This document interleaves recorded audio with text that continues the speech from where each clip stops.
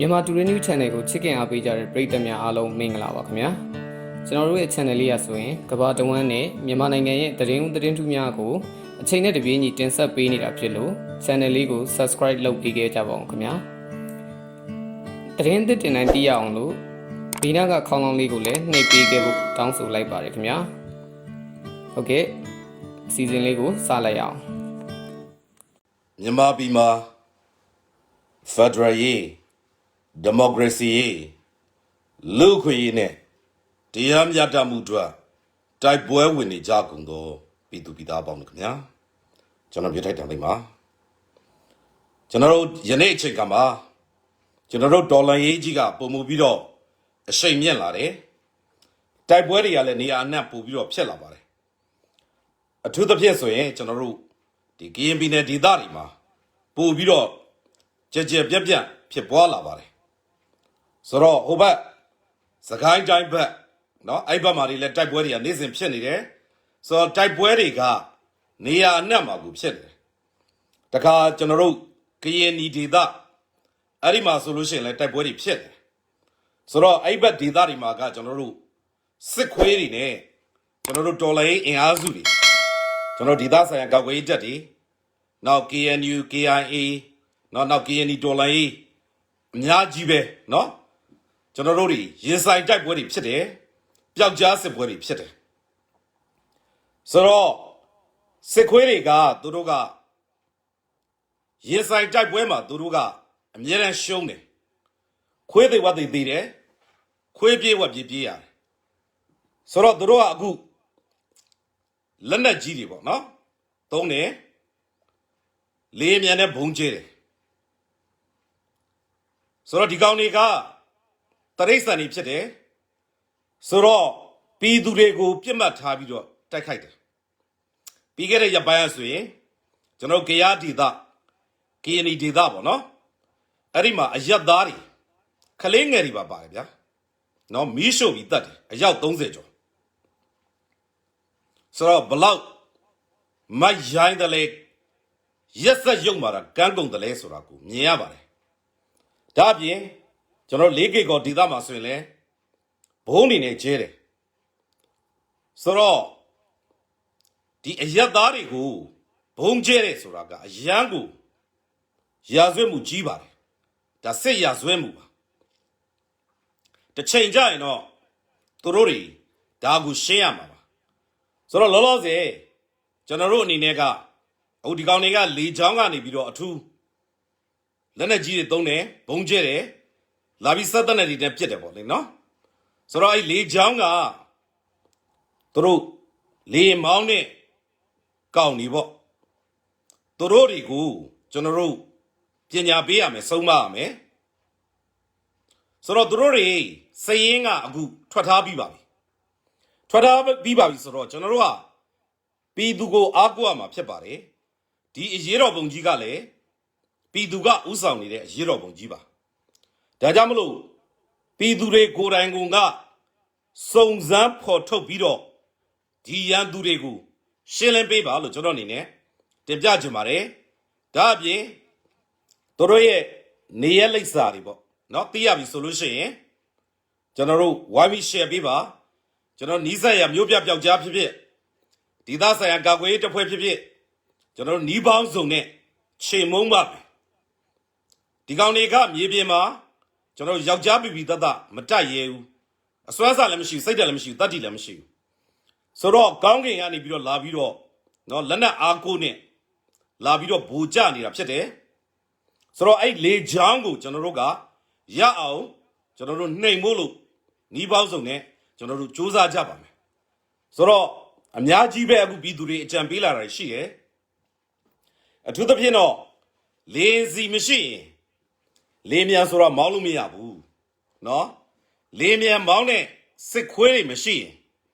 လေမြန်ဆိုတော့ကောင်းကင်ပေါ်တက်လို့မရဘူးဆိုတဲ့ဟာနှစ်ခုเนาะတော်တော်လေးကိုကြကြပြပြပြောလာပါတယ်ဒါအပြင်လေရင်ကွင်းတွေပေါ့เนาะမကောင်းတော့ရင်လေဒါသူတို့ပြန်တက်ဖို့အခက်ခဲရှိမယ်ပေါ့ဆိုတော့ဒါတွေပြောလာပါတယ်ဆိုတော့အဲ့လေရင်စီတွေကိုကျွန်တော်တို့ဖြတ်တောက်ဖို့နီးလန်းနေပေါ့เนาะအဲ့ဒါတွေကိုကျွန်တော်တို့တသိချာချာလောက်ကြမှာပါ လောက်ကြမှာဆိုတော့ကျွန်တော်မျိုးပြပြောက်ကြားတွေအနေနဲ့လည်းကျွန်တော်လုံးမှာဖြစ်သလိုပြည်သူတွေအနေနဲ့လည်းပူးပေါင်းပါဝင်မှုလိုပါတယ်နောက်အဖွဲ့အစည်းပေါင်းစုံကျွန်တော်တို့ချိတ်ဆက်ပြီးတော့လှုပ်ဆောင်နိုင်မှုလိုပါတယ်နော်ကျွန်တော်ဒီဒေါ်လာရေးကြီးမှာအဓိကအားသာချက်ကကျွန်တော်တို့ကစိတ်ဓာတ်ရှိတဲ့လူငယ်လူရွယ်တွေအများကြီးရှိတယ်သင်တန်းဆင်းပြီးသားတွေအများကြီးရှိတယ်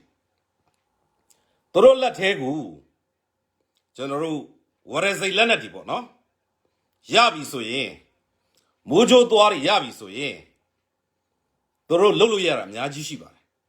ဆိုတော့ဒါနဲ့ပတ်သက်ပြီးတော့ကျွန်တော်တို့တွေချိတ်ဆက်လက်တွဲပြီးတော့အကောင်းဆုံးလှုပ်ဆောင်နိုင်ဖို့လိုပါတယ်နောက်တစ်ခုကအထူးသဖြင့်ကျွန်တော်မျိုးပြဒေသတွေပေါ့ဗျာမျိုးပြဆိုရင်ကျွန်တော်အဓိကပြောချင်တာကတော့ရန်ကုန်မန္တလေးနေပြည်တော်ပေါ့ဗျာနော်ဒေသကပြည်သူတွေကျွန်တော်တိုက်တွန်းလို့ဆိုချင်ပါတယ်အခု၄ကကောမှာဖြစ်နေတဲ့တိုက်ပွဲတွေဒီတော့၎င်းနော်ကချင်ပြည်မှာဖြစ်နေတာကယားပြည်မှာဖြစ်နေတာချင်းပြည်နယ်မှာဖြစ်နေတဲ့စစ်ပွဲတွေအားလုံးဒီမြန်မာပြည်သူတရက်လုံးကိုစစ်အာဏာရှင်လက်အောက်ကနေပြီးတော့ကယ်တင်ဖို့ဖြစ်နေတာဖြစ်ပါတယ်ဒါကြောင့်မလို့အသီးသီးကဒါလေးကိုသတိရပြီးတော့ကျွန်တော်တို့အဆုံးထိတိုက်မယ်ဆိုတဲ့တန်ဒိဋ္ဌံပုံမခိုင်မာပြီးတော့ကျွန်တော်တို့အကုန်လုံးပေါ့ပူးပေါင်းပါဝင်နိုင်မှုလိုပါတယ်ဒီမဲအောင်လန်ကိုဖြုတ်ချတဲ့နေရာမှာကျွန်တော်တင်ပြချင်ပါတယ်အခုကရင်ပြည်နယ်မှာဖြစ်နေတဲ့တိုက်ပွဲတွေကရင်ပြည်နယ်မှာစစ်ဘေးရှောင်နေရတဲ့ပြည်သူတွေစကိုင်းတိုင်းမှာရွာလုံးကျွတ်မီးရှို့ခံနေရတဲ့ရွာတွေမီးရှို့အသက်ခံနေရတဲ့ပြည်သူတွေဒါတွေကကျွန်တော်တို့အားလုံးအတွက်ဖြစ်နေတာပါကယားပြည်နယ်မှာလူအစုလိုက်ပြောလိုက်အသက်ခံရတယ်ဒါတွေကလည်းမတရားမှုကိုတော်လှန်ရင်းနဲ့ဖြစ်တာပါ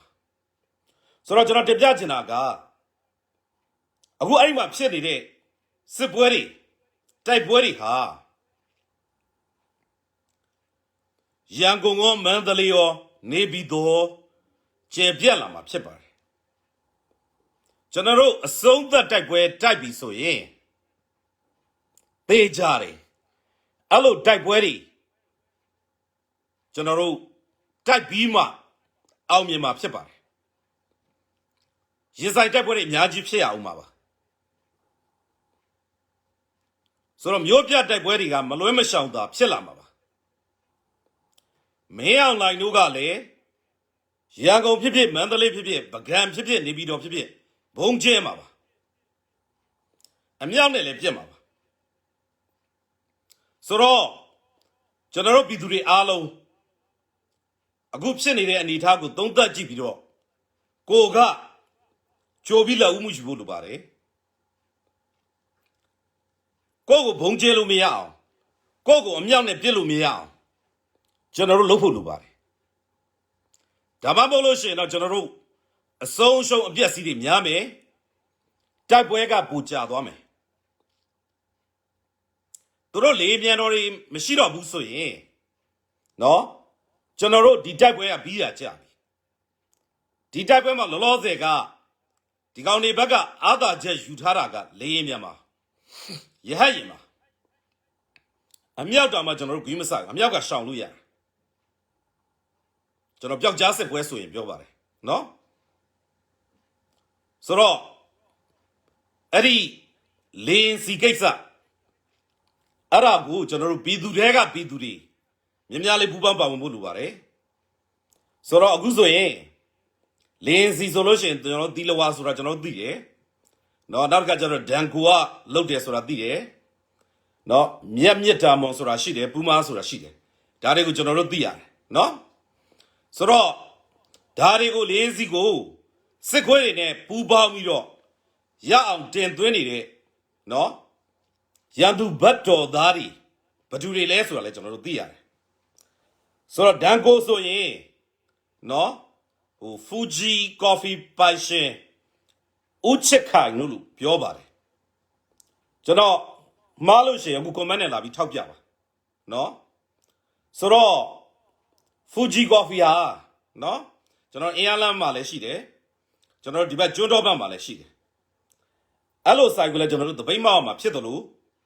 ရန်သူအားပေးလုပ်နေတဲ့ဦးချစ်ခိုင်တို့အုပ်စုဒန်ကိုစီဆိုင်ဒါတွေကိုလည်းကျွန်တော်တို့တပိတ်မောက်မှာဖြစ်တယ်ပြည်သူတွေကကျွန်တော်တို့စုံမမှာဖြစ်ပါတယ်နော်နောက်မြန်မာတပြည်လုံးပေါ့ဗျာနော်ကျွန်တော်တို့ရတဲ့နီးနဲ့လှုပ်နေဖို့လိုပါတယ်ကျွန်တော်တို့ငြိမ်သက်သွားအောင်အကြောက်တရားသွင်းပြီးတော့နော်ရက်ဆက်ပြပြီးတော့မင်းအောင်လိုင်တို့ကနီးပေါင်းစုံသုံးပြီးတော့လှုပ်မှာဖြစ်ပါတယ်ဒီပေါ်မှာကျွန်တော်တို့ကမင်းတို့6တိုင်းမကြောက်ဘူးနော်မင်းတို့ရက်ဆက်မယ်ဆိုတာသိပြီးသားငါတို့သိသိနဲ့ရင်ဆိုင်ထွက်တိုက်တယ်ဆိုတော့မြမသွေးမြမတတိကျွန်တော်တို့ပြရမှာဖြစ်ပါတယ်နော်ဆိုတော့အဲ့ဒါလေးလည်းကျွန်တော်တင်ပြခြင်းတယ်နောက်တစ်ခုကကျွန်တော်တို့ကနိုင်ပြီးသားဖြစ်တယ်ကျွန်တော်တို့ဖေဖော်ဝါရီလ1ရက်နေ့နောက်ပိုင်းလမ်းနေပေါ်ကိုပြည်သူကမထွက်ခဲ့လို့ရှိရင်ရှုံးခဲ့တာကြာပြီ CDM နေမလုပ်ခဲ့ရင်လည်းရှုံးခဲ့တာကြာပြီကျွန်တော်တို့တော်လိုင်းရေးကဆက်စချင်းလမ်းပေါ်ထွက်ဆန္ဒပြတယ်အဲ့ဒီကနေတပိတ်တွေမောက်ပြီးတော့ CDM လှုပ်ရှားမှုအဲ့ဒီကနေပြီးတော့ကျွန်တော်တို့ဒီဘက်လူမှုရေးပြည်တံပေးခြင်းနော်အဲ့ဒီကနေပြီးတော့အခုလက်နက်ကင်တော်လိုင်းရေးအထိကျွန်တော်တို့ကဖြစ်လာတာဖြစ်ပါတယ်ဆိုတော့ကျွန်တော်တို့ကိုအရင်တော့ကဘဲကောင်သေရဲလဲဆိုတဲ့ကောင်လေးအခုသူတို့သေမာကြောက်လို့ခွေးပြေးဝက်ပြေးနေရတယ်ခွေးသေးဝက်သေးသေနေရတယ်တက်ရင်းလိုက်ပြုတ်နေတယ်တက်မလိုက်ပြီးပြုတ်တယ်ကုန်းတက်ကတက်လာခဲ့ကြက်တဲ့ကောင်တက်လာခဲ့လေချောင်းပြုတ်ခုမပါပဲနဲ့ဒီကောင်လေးမလာရဲဘူးစကိုင်းတိုင်းကိုသွားတယ်လေတလုံးမိုးတလုံးနဲ့သွားတယ်စကိုင်းကနေပြီးတော့စော်လွတ်လိုက်တယ်ချင်းပြည်နယ်ကိုသွားတယ်ချင်းကကောင်းကောင်းတီးလွတ်လိုက်တယ်တော့ကျွန်တော်တို့မြောက်ပိုင်းမှာဆိုရင်လဲကျွန်တော်တို့ KIA နဲ့ဒေသဆိုင်ရာကာကွယ်ရေးတပ်ဖွဲ့တွေပေါင်းပြီးတော့နှွားတာတရေးလိုက်တွေပြုတ်တယ်ကိုကန်ဒေသနှွားပြစ်တာစစ်ခွေးတွေကိုလုံးဝကိုတရေးလိုက်ပြုတ်တယ်ဆိုတော့မြမပီပတ်ချလေမှာနော်ကျွန်တော်တို့တိုင်းရင်းသားဒေသတွေမှာဒီကောင်တွေတရေးလိုက်ပြုတ်ပြီးတော့အခုဆိုတက်မလိုက်တွေပြောက်တယ်တိုးတော့ကျွန်တော်တို့ဒီဒေါ်လာရေးကြီးအဆုံးသက်တိုက်ပွဲနော်ဒီစစ်ပွဲကြီးရဲ့အဆုံးသက်တိုက်ပွဲကိုဆင်နွှဲဖို့ရမှာမြေပြန့်ဒေသတွေကကျွန်တော်တို့တိုက်ပွဲတွေအများကြီးဖြစ်လာအောင်မှာဖြစ်ပါတယ်ဒါလေးကိုကျွန်တော်ထပ်ပြီးတော့တင်ပြခြင်းနဲ့ဒီဟာတွေအတွက်လည်းပြည်သူတွေအနေနဲ့ကျွန်တော်ပြင်ဆင်ထားစေချင်ပါတယ်လေပြစ်လက်နဲ့မရှိဘူးလားတဲ့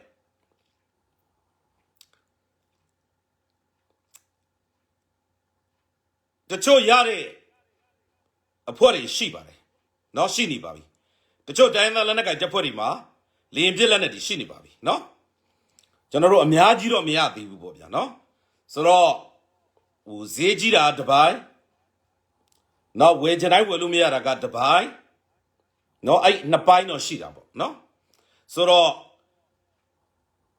ဒါသည်လင်းပြလက်နဲ့သည်မဟာဗျူဟာမြောက်လက်နဲ့ဖြစ်တဲ့အတွက်တိုင်းသားလက်နဲ့ကင်အဖွဲ့အစည်းသီးအတွက်လိုအပ်တယ်လို့ဒေသဆိုင်ရာကာကွယ်ရေးတပ်ဖွဲ့တွေနော်ကျွန်တော်တို့မြို့ပြပျောက်ကြားတွေအထိလိုပါတယ်နော်မြို့ပြပျောက်ကြားတွေအထိလိုပါတယ်လင်းပြလက်နဲ့တွေရှိရင်တော့ကျွန်တော်တို့လှုပ်လို့ရတယ်အများကြီးရှိတယ်ပေါ့ဒါတွေကိုဦးစားပေးပြီးတော့ဘယ်လိုနည်းနဲ့ရအောင်လုပ်မလဲပေါ့ဆိုတော့ကျွန်တော်ကတင်ပြခဲ့တယ်ဝယ်ရခတ်တယ်ဆိုတာတော်တော်ဝယ်ရခတ်ပါတယ်မောင်ခိုနဲ့တော့ဝယ်ရခတ်ပါတယ်ဆိုတော့မောင်ခိုနဲ့ဆိုရင်လေကျွန်တော်မတန်တဆဈေးတွေပေးရတယ်နော်ဆိုတော့လေပြစ်လက်နဲ့ရဖို့ဆိုရင်ဆိုတော့နိုင်ငံတကာကကူညီပေးနိုင်ဖို့လိုတယ်လေနော်နိုင်ငံတကာကအဲ့လိုကူညီပေးနိုင်မှုဆိုရင်ဒါကြတော့ကျွန်တော်တို့ဘယ်သူမှပို့ပြီးတော့တာဝန်ရှိလဲဆိုတော့ NUG မှာပို့တာဝန်ရှိတယ်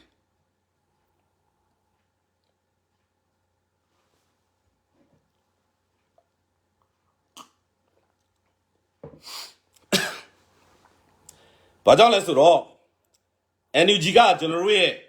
အစိုးရလို့ကျွန်တော်တို့ခံယူထားတယ်ဒါကြောင့်မလို့ဒါမျိုးတွေဆိုတာကအစိုးရချင်းလှုပ်ဆောင်နိုင်ဖို့လိုတယ်နော်ဆိုတော့ဒီနေရာမှာကျွန်တော်တခုတင်ပြခြင်းတယ်ကျွန်တော်တို့တွေကဒီဒေါ်လာရေးကြီးမှာတလေတဲ့စီတခီးတဲ့သွားပြီးတော့เนาะကျွန်တော်တို့ဘုံရန်သူကိုတိုက်နေကြတာဖြစ်တယ်ဒါကြောင့်မလို့ဘယ်တော့မှသွေးမကွယ်ဘူးသို့တော့ကျွန်တော်တို့ပြောဆိုတင်ပြစရာတွေရှိရင်ကျွန်တော်မြန်မာပြည်ရဲ့ကောင်းကျိုးပြည်သူပြည်သားတွေအတွက်ကောင်းကျိုးဒေါ်လာရေးကြီးအောင်မြင်ဖို့လို့အတွက်ကတော့ကျွန်တော်တို့အရောက်ချင်းစီတိုင်းမှာဝေဖန်ထောက်ပြဖို့တာဝန်ရှိတယ်ကိုညီဖို့လည်းတာဝန်ရှိတယ်ဒါကကျွန်တော်တို့ယထပူရကြကြတင်ပြတာပါဒီနေရာမှာကျွန်တော်ပြီးခဲ့တဲ့ရက်ပိုင်းတွေကတွေးလိုက်ပါတယ်ဒီ NUG ကိုဝေဖန်ထောက်ပြထားတဲ့နော် live video တွေအထူးသဖြင့်တော့ကျွန်တော်တို့ဒေသဆိုင်ရာကာကွယ်ရေးတပ်ဖွဲ့တွေအဲ့ဒီက PDF တွေအဲ့ဒီကခေါင်းဆောင်တွေပေါ့နော်သူတို့တွေကိုယ်တိုင် live တင်ပြတယ်ဒါကိုကျွန်တော်တို့ကြိုးစားပါတယ်ဘာကြောင့်လဲဆိုတော့သူတို့ကမြေပြင်မှာလက်တွေ့လုပ်နေတဲ့လူတွေသူတို့ကပြည်သူကိုအသိပေးတာဒါကိုကျွန်တော်တို့ကြိုးစားပါတယ်ဒီပေါ်မှာလေကျွန်တော်တို့တာဝန်ရှိတဲ့အဖွဲ့အစည်းအသီးသီးအားလုံးပြည်သူတွေရောပေါ့အကောင်းဆုံးအဖြေပေါ့ရဖို့ပေါ့နော်ကျွန်တော်တို့ဥတီချက်ကဘာလဲကျွန်တော်တို့ဘာလို့ဝေဖန်တယ်လဲပေါ့နော်အဲ့ဒါကိုကျွန်တော်တို့လှုပ်ဆောင်နိုင်သွားဖို့ပဲလိုပါတယ်ကျွန်တော်တို့ဒီမိုကရေစီစနစ်မှာဝေဖန်ထောက်ပြခြင်းတွေကကြိုးဆိုရမှာပါနော်ကျွန်တော်တို့နိုင်ငံတကာမှာဒီမိုကရေစီစနစ်မှာကျွန်တော်တို့လုံးဝကိုဒီဝေဖန်ထောက်ပြတာတွေနော် complaint and compliment ပေါ့နော် criticism ဆိုတာကကျွန်တော်တို့ကလက်ခံရပါတယ်ဆိုတော့ဒါကိုကျွန်တော်တို့ကလက်ခံရမှာဖြစ်ပါတယ်နော်လက်ခံရမှာဖြစ်ပါတယ်ဒါကြောင့်မလို့အပြုသဘောနဲ့ကျွန်တော်တို့ကပြန်လည်ပြီးတော့သုံးသပ်ပြီးတော့အကောင်းဆုံးဖြစ်အောင်ဘယ်လိုလုပ်မလဲဆိုတာကိုစဉ်းစားကြရမှာဖြစ်ပါတယ်ဆိုတော့ကျွန်တော်တွေ့ပါတယ်တချို့post တွေလည်းတွေ့သလိုပြန်တင်ထားတယ်လည်းတွေ့တယ်သွေးမကွဲနဲ့တို့နော်မဝေဖန်နဲ့တို့ဝေဖန်လို့ရှိရင်ရန်သူအကြိုက်ဖြစ်မယ်တို့ဆိုတော့သွေးကတော့ဘယ်တော့မှကွဲမှာမဟုတ်ဘူးဝေဖန်တိုင်းသွေးကွဲတာမဟုတ်ဘူးကျွန်တော်တို့မိသားစုတွေမှာနော်မိသားစုမောင်နှမအချင်းချင်းတွေတော့မှအချင်းချင်းကျွန်တော်တို့ဒီလိုပဲပြောကြဆိုကြရှိတယ်တိုးတော့ဒါသွေးကွဲတာမဟုတ်ဘူးဘုံရန်သူတော့တိုက်နေတာပဲနော်ဆိုတော့ဒါလေးကိုလည်းကျွန်တော်တင်ပြချင်တယ်ဆိုတော့ကျွန်တော်တို့ကမဆလာအောက်မှာကြီးပြင်းလာတယ်စစ်အာဏာရှင်အောက်ဒီမှာကြီးပြင်းလာတယ်စစ်အာဏာရှင်ရဲ့ပုံစံခွက်တွေပေါ့နော်တသွေးတသံဓမိတ်နော်အဲ့ဒီအောက်ကနေပြီးတော့ကျွန်တော်တို့ကြီးပြင်းလာခဲ့ကြတယ်ဆိုတော့ကျွန်တော်တို့ကဒီမိုကရေစီစနစ်ကိုကျင့်သုံးပြီဆိုရင်ဝေဖန်ကြံပြုမှုတွေကိုကျွန်တော်တို့ကလက်ခံရမှာဖြစ်ပါတယ်ဒီပေါ်မှာလိုအပ်ချက်တွေအားနည်းချက်တွေရှိရင်ပြန်လည်သုံးသပ်ပြီးတော့အကောင်းဆုံးဖြစ်အောင်ကျွန်တော်တို့ကလှုပ်ဆောင်သွားနိုင်ဖို့ပဲလိုပါတယ်နော်ဆိုတော့လက်တွေ့မှာဆိုတော့ရဲဘော်တွေဒီဒေသဆိုင်ရာကာကွယ်ရေးတပ်ဖွဲ့တွေရောမြေပြင်ကဒေါ်လာရေးကောင်းဆောင်တွေရောတင်ပြနေရရှိတယ်လိုအပ်နေရရှိတယ်ဆိုတော့အခုကကျွန်တော်တို့ကဒေါ်လာရေးမှာတစ်နှစ်လည်းပြည့်ကန်နေပြီနော်ဆိုတော့သူတို့တွေ live တက်ပြီးပြောလာတယ်ဆိုကြတဲ့ကကျွန်တော်တင်ပြချင်တာကအရန်ကိုအရေးကြီးတဲ့အကြောင်းအရာတွေရှိလို့ဆိုတာပဲကျွန်တော်ပြောချင်ပါတယ်နော်အရန်ကိုအရေးကြီးတဲ့အကြောင်းအရာတွေရှိလို့ပါနော်ဆိုတော့ဒေါ်လာရေးမှာအချိန်ကအသက်ပါနော်ကျွန်တော်တို့အချိန်နဲ့တပြေးညီလုံနိုင်ဖို့လိုတယ်ဆိုတော့ဒါလေးကိုကျွန်တော်တင်ပြချင်တယ်နော်ဆိုတော့ကကျွန်တော်တို့ခုနကရှေ့မှာတင်ပြခဲ့တယ်ပေါ့နော်ဆိုတော့ NUG ဆိုတာကကျွန်တော်တို့ရဲ့အစိုးရဆိုတော့ government to government လုပ်လို့ရမယ့်အပိုင်းတွေပေါ့နော်ဒါတွေကိုကျွန်တော်တို့စဉ်းစားရမှာဖြစ်ပါတယ်ဆိုတော့လောလောဆယ်ကျွန်တော်တို့လည်းနားလည်ပါတယ်နိုင်ငံတကာကနော်ထောက်ခံတယ်ဆိုပြီးတော့ပြောတယ်နော်တရားဝင်အသိမှတ်ပြုမှုမှာအားနည်းတယ်ပေါ့နော်ဆိုတော့အဲ့ဒါကိုတွန့်ဆုတ်နေဘာကြောင့်တွန့်ဆုတ်နေသလဲပေါ့နော်ဒါတော့ရှိမယ်ဆိုတော့နိုင်ငံတကာဆိုတာကလေသိတယ်မလားသူက ဒီလိုမျိုးပေါ့ဗျာကြားထဲကနေပြီးတော့သူတို့ကစောင့်ကြည့်နေတဲ့အပိုင်းပေါ့ဗျာနော်နိုင်တဲ့ဘက်ကိုရိမ့်မယ်ဆိုတဲ့အပိုင်းပဲဗျာသူတို့မှာကဟိုပူပလင်းပြောရရင်မှန်တယ်မားတယ်ဆိုတာမရှိဘူးသူတို့ရဲ့အကျိုးစီးပွားထိလာပြီလားအဲ့ကကြရင်တော့သူတို့အမြဲတမ်းမှန်တယ်ဒါကတော့ရှိတယ်ဒါကကျွန်တော်တို့ကကိုကျိုးစီးပွားကကွေဝါဒလို့ခေါ်တယ်ဆိုတော့ကျွန်တော်တို့မြန်မာတွေကလည်းမြန်မာကိုကျိုးစီးပွားကိုကျွန်တော်တို့ကကြည့်ရမှာဖြစ်တယ်လေနော်ဆိုတော့ကကျွန်တော်တို့နိုင်ငံရေးနဲ့စစ်ရေးပေါ့နော်ကျွန်တော်တို့တိုက်ကွက်တွေကတော့ဖော်ရမှာပေါ့နော်ဆိုတော့နိုင်ငံရေးဘိုင်းမှာကဥဆောင်ပြီးဖော်နိုင်ဖို့ကကြတော့ဒီနိုင်ငံရေးအဖွဲ့အစည်းပေါ့နော်အဖွဲ့အစည်းဖြစ်တဲ့အစိုးရတည်းဖြစ်တဲ့ NUG ကနိုင်ငံတကာ level မှာပေါ့ဗျာနော်ဟိုထိထိရရောက်လေးပို့ပြီးတော့လုတ်ပြနိုင်မှုလိုတာပေါ့နော်ကျွန်တော်တို့ပြည်တွင်းဘိုင်းမှာစစ်တိုက်တဲ့အပိုင်းမှာကကျွန်တော်တို့ပြည်သူတွေရောဒေသဆိုင်ရာတပ်ဖွဲ့တွေရောတိုင်းသားလက်နက်ကိုင်တပ်ဖွဲ့တွေရောလောက်လာလာနဲ့ရှိတဲ့အခါကြတော့တိတ်ပြီးတော့အရန်ကြီးပူစရာမလိုဘူးတကယ်ပို့ရလည်းပြောကြကြီးဆိုရင်ဆိုတော့တော်လိုင်းရေးဆိုရမှာကျွန်တော်တို့တကယ်ကူအရန်အေးကြီးတာဆိုလို့ကျွန်တော်အမြင်ဆိုရင်တော့၃ခုလောက်ပဲရှိပါတယ်နော်စစ်ရေးပိုင်းရယ်နိုင်ငံခြားရေးပိုင်းရယ်ဗန္နာရေးပိုင်းရယ်ပေါ့နော်အဲ့ဒါ၃ခုလောက်ပဲရှိပါတယ်ဆိုတော့နိုင်ငံခြားရေးဆိုတာကကျွန်တော်ပေါင်းပြောလိုက်တာပေါ့ဆိုတော့နိုင်ငံတကာဆက်ဆံရေးနဲ့နိုင်ငံခြားရေးကတော့တူတူပါပဲဗျနော်နာမည်ဘယ်လိုပဲခွဲတာပေါ့ဒါကိုယ်တိုင်းပြည်မှာကိုယ်ခွဲထားလို့ရပါတယ်ဆိုတော့ဒီနိုင်ငံခြားရေးဖြစ်ဖြစ်နိုင်ငံတကာဆက်ဆံရေးဖြစ်ဖြစ်နော်ဒီနိုင်ငံတကာ level မှာကိုက political offensive ပေါ့ဗျာနော်အဲ့ဒါကိုလုံနိုင်ဖို့လိုတယ်ပြက်သားရေးတတိရှိနဲ့လုံနိုင်ဖို့လိုတယ်နောက်ကျွန်တော်တို့ကလောလောဆယ်ဗျာနော်ပလိန်အလူခံထားရတဲ့အစိုးရဆိုတော့ကျွန်တော်နားလည်ပါတယ်ကိုရီမျက်နှာအောက်ချမှာတွေအများကြီးရှိတယ်နော်နောက်တစ်ခါကျတော့အများကြီးပေးဆက်နေရတယ်ရှိတယ်ဒါကိုကျွန်တော်တို့နားလည်တယ်ဒီပေါ်မှာကျွန်တော်တို့အပြစ်မတင်ဘူးနော်တော့ကျွန်တော်တို့ကအကြံပြုခြင်းဖြစ်တယ်အကြံပြုခြင်းဖြစ်တယ်ဆိုတာကကျွန်တော်တို့တိုင်းပြည်ကောင်းကျိုးအတွက်အကြံပြုခြင်းသာလျှင်ဖြစ်ပါတယ်နော်ဆိုတော့ NUG အနေနဲ့ကကျွန်တော်တို့တကယ်ကိုနိုင်ငံတကာမှာနော် internationally ပေါ့ဗျာနော် political offensive ပေါ့များလေးလုပ်ပေးနိုင်ဖို့လိုတယ်လုပ်ပေးနိုင်ဖို့ဆိုတာသက်ဆိုင်ရာတိုင်းပြည်အသီးသီးမှာဗျာနော်လုံနိုင်ကြဖို့လိုတယ်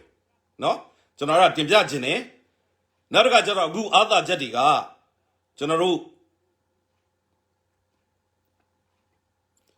နော်ဟိုဒီ technology ကအများကြီးတိုးတက်လာပြီဖြစ်တဲ့အတွက်နော်ကျွန်တော်တို့ဒီ online ကနေလုပ်လို့ရတယ်လေအများကြီးရှိတယ်နောက်တစ်ချက်ကျွန်တော်တို့ရဲ့အာသာချက်ကနော်ကျွန်တော်တို့ပြည်သူတွေကိုသူတို့ကထောက်ခံပြီးသားဆိုတော့ဒီနိုင်ငံတကာထိုးစစ်ပေါ့ဗျာနော်နိုင်ငံရေးကထိုးစစ်ပေါ့ဒါကိုလောလာနဲ့တကယ်ကိုလုပ်နိုင်မှုလိုတယ်နော်အဲ့ဒါလေးကျွန်တော်တင်ပြချင်တာငွေကြေးပိုင်းမှာပြည်သူတွေကလောဆယ်အဓိကပေါ့နော်ပံ့ပိုးကူညီနေတယ်ဆိုတော့နိုင်ငံတကာကမြန်မာတွေတကယ်ကိုအားရစရာကောင်းတယ်အကုန်လုံးကနောက်ပြည်တွင်းကလည်းကူညီနေကြတယ်နော်ပြည်တွင်းကကူညီတာကပို့ပြီးတော့ခက်ခဲပါတယ်တော့ပြည်တွင်းကလည်းရအောင်ကူညီနေကြတယ်နှီးပေါင်းစုံနဲ့ကူညီနေကြပါတယ်နော်ဆိုတော့ပြည်သူကကူညီနေတယ်နော်တော့စစ်ပွဲကြီးတစ်ခုကိုလောက်လာတိုက်ဖို့လက်နက်ကောင်းနေရဖို့ဆိုတာကကျွန်တော်နိုင်ငံတကာရှီကနေကျွန်တော်တို့ငွေကြေးဖြစ်လက်နက်ဖြစ်ပေါ့နော်အဓိကရဖို့လိုတယ်ဆိုတော့ကျွန်တော်တို့လက်နက်ရဖို့ဆိုရင်ဗျာဒီ Thai တို့ India တို့ဘက်ကိုကျွန်တော်တို့ကအားကိုးရမှာပေါ့နော်အားကိုးရမှာဆိုတော့ကျွန်တော်တို့ပြောလို့ကတောင်ကဘယ်လွယ်မလဲဗျာနော်အမေရိကန်ပြောပြီးမှရမှာနော်ဆိုတော့အမေရိကန်ကကျွန်တော်တို့တော်တော်လေးပေါ့နော်ဒီအနောက်နိုင်ငံကြီးတွေပေါ့တော်တော်လေးကိုကျွန်တော်တို့ဖိအားပေးနိုင်မှုလိုပါတယ်နော်ကျွန်တော်တို့အမြဲတမ်းကိုနေ့စဉ်ဆက်သွယ်ပြီးတော့အမြဲတမ်းကိုလုံနေနိုင်မှုလိုတယ်ဒီကြားထဲမှာဂျပန်လိုပေါ့ဗျာစီးပွားရေးပဲဦးစားပေးတဲ့တိုင်းပြည်တွေနော်မာလာတို့စစ်ကောင်စီလက်ထက်ကိုပတ်စံမရအောင်နော်အဲ့လိုမျိုးဖိအားပေးတဲ့ဟာတွေကို အဲ့ဒါမျိုးတွေကနိုင်ငံတကာလေဗယ်မှာကျွန်တော် NUG အစိုးရကနော်ဒါဥဆောင်ပြီးတော့လုံနိုင်ဖို့လိုတယ်ဆိုတော့ကျွန်တော်တို့တောင်အာဖရိကမှာအဖြူမဲကိစ္စတွေဖြစ်တဲ့အခါမှာတကမ္ဘာလုံးမှာရှိတဲ့အမဲတွေနဲ့အမဲကိုအားပေးထောက်ခံသူတွေကဒီလိုပဲကျွန်တော်တို့အမေရိကန်ဆိုအမေရိကန်ကုလသမဂ္ဂဆိုကုလသမဂ္ဂနော်ကျွန်တော်တို့ဝိုင်းပြီးထောက်ခံတယ်ဆိုတော့ဒီနေရာမှာကျွန်တော်တို့ကသတိထားမှာကဒါဒီမြမအရေးနော် cost ပေါ့နော်မြမ cost တစ်ခုပေါ့ဆိုတော့အဲ့ဒီဥတီချက်ကိုကျွန်တော်တို့ကပျောက်သွားလို့မရနော်မြမ cost ဖြစ်တယ်အရာရာဘယ်ကိစ္စမှဆိုကျွန်တော်တို့ပြောမယ်ဆိုရင်ဒါဒီမြမအရေးဖြစ်တယ်နော်ကျွန်တော်တို့မြမပြည်နော် Federal Democracy ဘတ်တော်သားတွေကိုထောက်ခံဖို့လိုတယ်ဒီအစိုးရကိုထောက်ခံဖို့လိုတယ်နိုင်ငံတကာ level မှာတင်ရင်ကျွန်တော်တို့ကဒီလိုတင်ဖို့လိုတယ်နော်ဆိုတော့ကျွန်တော်တို့ဒီ institution နဲ့သွားမှာဖြစ်တယ်ဒါလေးကိုကျွန်တော်တင်ပြချင်တယ်နော်ဆိုတော့ဒါကတော့ကျွန်တော်တို့ဒီ energy ကခေါင်းဆောင်နေကျွန်တော်တို့ဒါကကောင်းသောဝေဖန်ကြံပြုမှုပါဒါကိုကျွန်တော်တင်ပြချင်တယ်နောက်တစ်ခုကကျွန်တော်တို့ပေါ့ဗျာအခုကိုကတော့အစိုးရဖွဲ့ပြီးပြီเนาะအစိုးရဆိုတာတော့ဖွဲ့ပြီးသွားပြီเนาะဖွဲ့ပြီးသွားလို့ကိုကူနောက်ွယ်မှာအတိမတ်ပြုအောင်စ조사တာကျွန်တော်တို့သိပါတယ်เนาะသိပါတယ်နောက်တစ်ခုကကျွန်တော်တို့က proactive ပေါ့ဗျာကိုကရှစ်တလန်းဦးပြီးတော့စဉ်းစားတဲ့ပုံစံလေးတွေအဲ့ဒါကိုလည်းကျွန်တော်စဉ်းစားစီချင်တယ်เนาะစဉ်းစားစီချင်တယ်ဆိုတာကကျွန်တော်တို့ဗျာဒီအမေရိကန်လွတ်လပ်ရေးတိုက်ပွဲလုပ်တဲ့အချိန်မှာနော်သူတို့လွတ်လပ်ရေးကိုကြီးညာလိုက်တယ်နော်အဲ့ဒါတခုကိုကျွန်တော်ပြန်ပြီးတော့စဉ်းစားစီချင်တယ်နော်အပြစ်ပြန်လန်းသုံးသက်ပါနော်ပြည်သူတွေရောအားလုံးအောင်တင့်တော်တယ်ထင်ကျွန်တော်တို့ဒီခြေလမ်းတွေကိုကျွန်တော်တို့လှမ်းနိုင်ဖို့လိုပါတယ်နော်တကယ်လို့ကျွန်တော်တို့ကကြီးညာလိုက်ပြီဆိုရင်တို့လည်းအတိမတ်ပြုလာဖို့လမ်းပွင့်သွားမလားကျွန်တော်တို့ကခြေတလန်းဥမလားဒါလေးကိုစဉ်းစားစီချင်ပါတယ်နော်ကျွန်တော်တို့မြန်မာပြည်အင်္ဂလိပ်ကလွတ်လပ်ရေးယူတာကတမျိုးပြနော်ကျွန်တော်တို့တိုက်တယ်တိုက်ပြီးနောက်ပိုင်းမှာအင်္ဂလိပ်ကပြန်ဝင်လာတယ်နောက်ပိုင်းကျတော့ကျွန်တော်တို့စကားနဲ့ပြောလို့ရတဲ့အနေအထားကိုနော်တို့ကလည်းဂတိတည်တယ်နော်ဂတိတည်တဲ့လူမျိုးဖြစ်တယ်ဆိုတော့လုတ်ပေးတယ်နော်ဒါပေမဲ့အခုကျွန်တော်တို့အနေအထားကတမျိုးဖြစ်နေရဆိုတော့ကျွန်တော်တို့ကမင်းအောင်လိုင်လို့ရှိကကျွန်တော်တို့ကတိုက်ယူရမှာလीနော်ဒီလိုအနေထားမယ်နိုင်ငံတကာကိုလည်းကျွန်တော်တို့ကတသိချာချာပူပွင့်လင်းလင်းမယ်ငါတို့လွတ်လပ်ရေးကြီးညာတဲ့ကွာဆိုပြီးတော့တတိရှိရှိလုံရဲမလားလုံနိုင်မလားဒါကိုလည်းစဉ်းစားစီချင်တယ်နော်အဲ့ဒါလေးကိုလည်းကျွန်တော်တင်ပြချင်ပါတယ်ဘာကြောင့်လဲဆိုတော့ကျွန်တော်တို့ကထိုင်ဆောင်နေမဲ့အစားတခါကြလို့ရှိရင်တတိရှိရှိရေးဝုံမှာဗျာနော်လှုပ်เสียရှိတယ်လှုပ်ပလိုက်တာတွေလည်းကောင်းပါတယ်ဆိုတော့ကျွန်တော်တို့တခင်အောင်စန်းတို့လက်ထက်ကတခင်အောင်စန်းတို့ကကျွန်တော်လူငယ်တွေကိုနော်ဆိုတော့ကြီးတာငယ်တာကိုကျွန်တော်အသက်ကိုခွဲခြားပြီးပြောတာမဟုတ်ပါဘူးဒါပေမဲ့တို့ခေတ်ကတော့လူငယ်တွေဆိုတော့တခင်အောင်စန်းကလည်းလှုပ်ရင်သူကပြက်ပြက်သားသားလှုပ်တယ်လေနော်လှုပ်တယ်ဆိုတော့ကျွန်တော်တို့သူ့ရဲ့အမျိုးတွေကိုယ်တိုင်ကအဲ့တုန်းကတခင်အောင်စန်းကိုမပေါင်းရဲကြပါဘူးနော်ဆိုတော့တခင်အောင်စန်းရဲ့အမျိုးတွေကိုယ်တိုင်ကတခင်အောင်စန်းရဲ့ပြက်ပြက်သားသားလုံးမှုကိုအဲ့ဒီချိန်ကဘာပြောလဲဆိုတော့အောင်စန်းကတစောက်ကန်းနဲ့ထောင်နှခမ်းကိုရှောက်နေတာဆိုပြီးတော့ပြောခဲ့ပါတယ်ဆိုတော့ကျွန်တော်တို့ခေါင်းဆောင်တွေကျွန်တော်တို့အခြေအနေအရနော်လှုပ်เสียရှိတာကိုကျွန်တော်တို့ကပုတ်ပင်လင်းလင်းပြက်ပြက်သားသားနဲ့အချိန်နဲ့တပြေးညီလုံနိုင်ဖို့တော့လိုပါတယ်ဆိုတော့ဒီဘက်လက်နဲ့ရဖို့ဆိုတာကဟုတ်တယ်ကျွန်တော်ဈေးထဲမှာကစွေးရဝယ်တယ်လို့မလွယ်ဘူးမှန်တယ်နော်ပတ်စံလို့တဲ့ဆိုတာလည်းမှန်တယ်အဲ့မှာကျွန်တော်တို့ဗန္ဒာရေးချောင်းခုပါလာပြီနော်ကျွန်တော်ဆက်ပြီးတင်ပြခြင်းတယ်ဆိုတော့ကျွန်တော်တို့ကဒါဒီတော်လိုင်းရေးကာလဖြစ်တယ်တော်လိုင်းရေးအစိုးရဖြစ်တယ်ဆိုတော့ကျွန်တော်တို့ရဲ့ ဥတီချက်နဲ့လာရတယ်လှုပ်ဆောင်မှုတွေအားလုံးကဒီဒေါ်လာရေးကြီးအောင်မြင်ဖို့ကိုပဲကျွန်တော်တို့ကအဓိကသွားမှာဖြစ်ပါတယ်နော်ဆိုတော့လောလောဆယ်ကျွန်တော်တို့ဒေါ်လာရေးအောင်မြင်ဖို့ကဘာလုံနေလဲဆိုတော့ငွေချေးနဲ့လက်နက်ပဲလိုရလေနော်ဆိုတော့ပထမဆုံးအခြေခံအကျဆုံးကတော့လက်နက်ပေါ့ဗျာနော်နောက်တစ်ခုကတော့ငွေချေးပေါ့ဗျာနော်ဆိုတော့လက်နက်ရအောင်ကျွန်တော်တို့ကလုပ်ပေးနိုင်မှုအပိုင်းပေါ့နော်အဲ့ဒါကိုကျွန်တော်တို့ကအချိန်နဲ့တပြေးညီကျွန်တော်တို့စ조사ပေးနိုင်မှုလိုတယ်ဆိုတော့လက်နက်ကမရတော့ဘူးမရနိုင်သေးဘူးဆိုရင်တော့မြေပြင်မှာတိုက်ပွဲဝင်နေရတဲ့ရဲဘော်တွေကတော့ပြောလာမှာပဲသူတို့လည်းအချိန်တိုင်းတာတစ်ခုထိစောင့်ခဲ့ပြီးပြီနောက်သူတို့ကိုယ်တိုင်လည်းပြည်သူကနေပြီးတော့ NUG အစိုးရကိုပုံအောပြီးတော့ငွေကြေးရထောက်ပံ့ထားတာဒီတွေ့တဲ့အခါမှာသူတို့မေးလာမှာပဲဒါကတော့သဘာဝကျပါတယ်နော်ဆိုတော့သဘာဝကျတယ်ဆိုတော့ကိုယ့်ဘက်ကနော်ပြောလို့ရတဲ့အပိုင်းကိုပြောပြလိုက်ရင်တော့ရပါတယ်ဘယ်အဖွဲ့ကူတော့ဘလို့ပေးလိုက်တယ်ဘယ်အဖွဲ့ကူတော့ဘလို့ပေးလဲအရေအတွက်လောက်ကနန်းလောက်ပြောလိုက်လို့ရှိရင်အဖွဲ့တိုင်းကလည်းခြေတတ်တယ်နော်ပြည်သူလည်းစိတ်နှလုံးငြိမ်းချမ်းတယ်ပေါ့နော်ဒီလို information မျိုးကတော့လျှို့ဝှက်ထားเสียတော့တိတ်မလို့ပါဘူးနော်ဒီလိုပဲကျွန်တော်တို့ပြောနေကြတာပဲဆိုတော့လေနော်ဆိုတော့နောက်တစ်ခုကဗျာကျွန်တော်တို့မြန်မာစကားမှာရှိတယ်လीနော်ဗဒဲများမှန်ရင်နုံမနစ်ဘူးရွှေမှန်ရင်လည်းငရဲမိနဲ့အစားခံနိုင်တယ်နော်ဒါမြန်မာစကားမှာရှိပါတယ်ဆိုတော့ကဒါနဲ့ပတ်သက်ပြီးတော့ကျွန်တော်တို့ကဟွာပေါ့နော်ပွင့်လင်းမြင်သာမှုရှိနဲ့ကျွန်တော်တို့ပြောပြလို့ရတယ်ရှိတယ်ပြောပြတဲ့တယ်လို့လည်းကျွန်တော်ထင်တယ်နော်ဆိုတော့နောက်တစ်ခုကျွန်တော်တို့အခုလောလောဆယ်အဲ့လိုမျိုးပေါ့နော် live တွေနဲ့တက်လာပြီးတော့ရင်ဖွင့်လာတဲ့ဟာကိုကျွန်တော်တို့ကကြိုဆိုရမယ်ဒါအပြင်ကို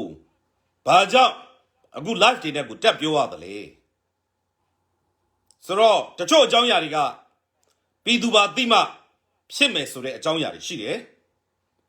နော်ပြည်သူကိုအသိပေးမှရမယ်ဟာတွေရှိတယ်ဆိုတော့နောက်ဆုံးတစ်နေ့ကျတော့ပြည်သူကဥဆောင်မှာဟုတ်တယ်လေနော်နောက်ပြည်သူသားအမိပြည်သူသားအဖဆိုတော့ပြည်သူကသိဖို့လိုတယ်ဆိုတော့အထူးသဖြင့်ပြည်တွင်းမှာပြည်သူတွေမသိလို့ရှိရင်ပြည်သူတွေကစိတ်ချနေမှာလေနော်ဆိုတော့လက်ရှိမြေပြင်အနေအထားကိုမသိတဲ့အခါမှာပြည်သူကတွက်ဆတဲ့နေရာမှာ calculation ကနည်းနည်း error ဖြစ်နိုင်တယ်ဆိုတော့ဒါကြောင့်မလို့ပြည်သူကသိတဲ့အခါမှာဒီတော်လိုင်းကောင်းဆောင်တွေကဒါတင်ပြလာတယ်ကောင်းပါတယ်ကြိုးစုပါတယ်ဆိုတော့နောက်တစ်ချက်ကနော်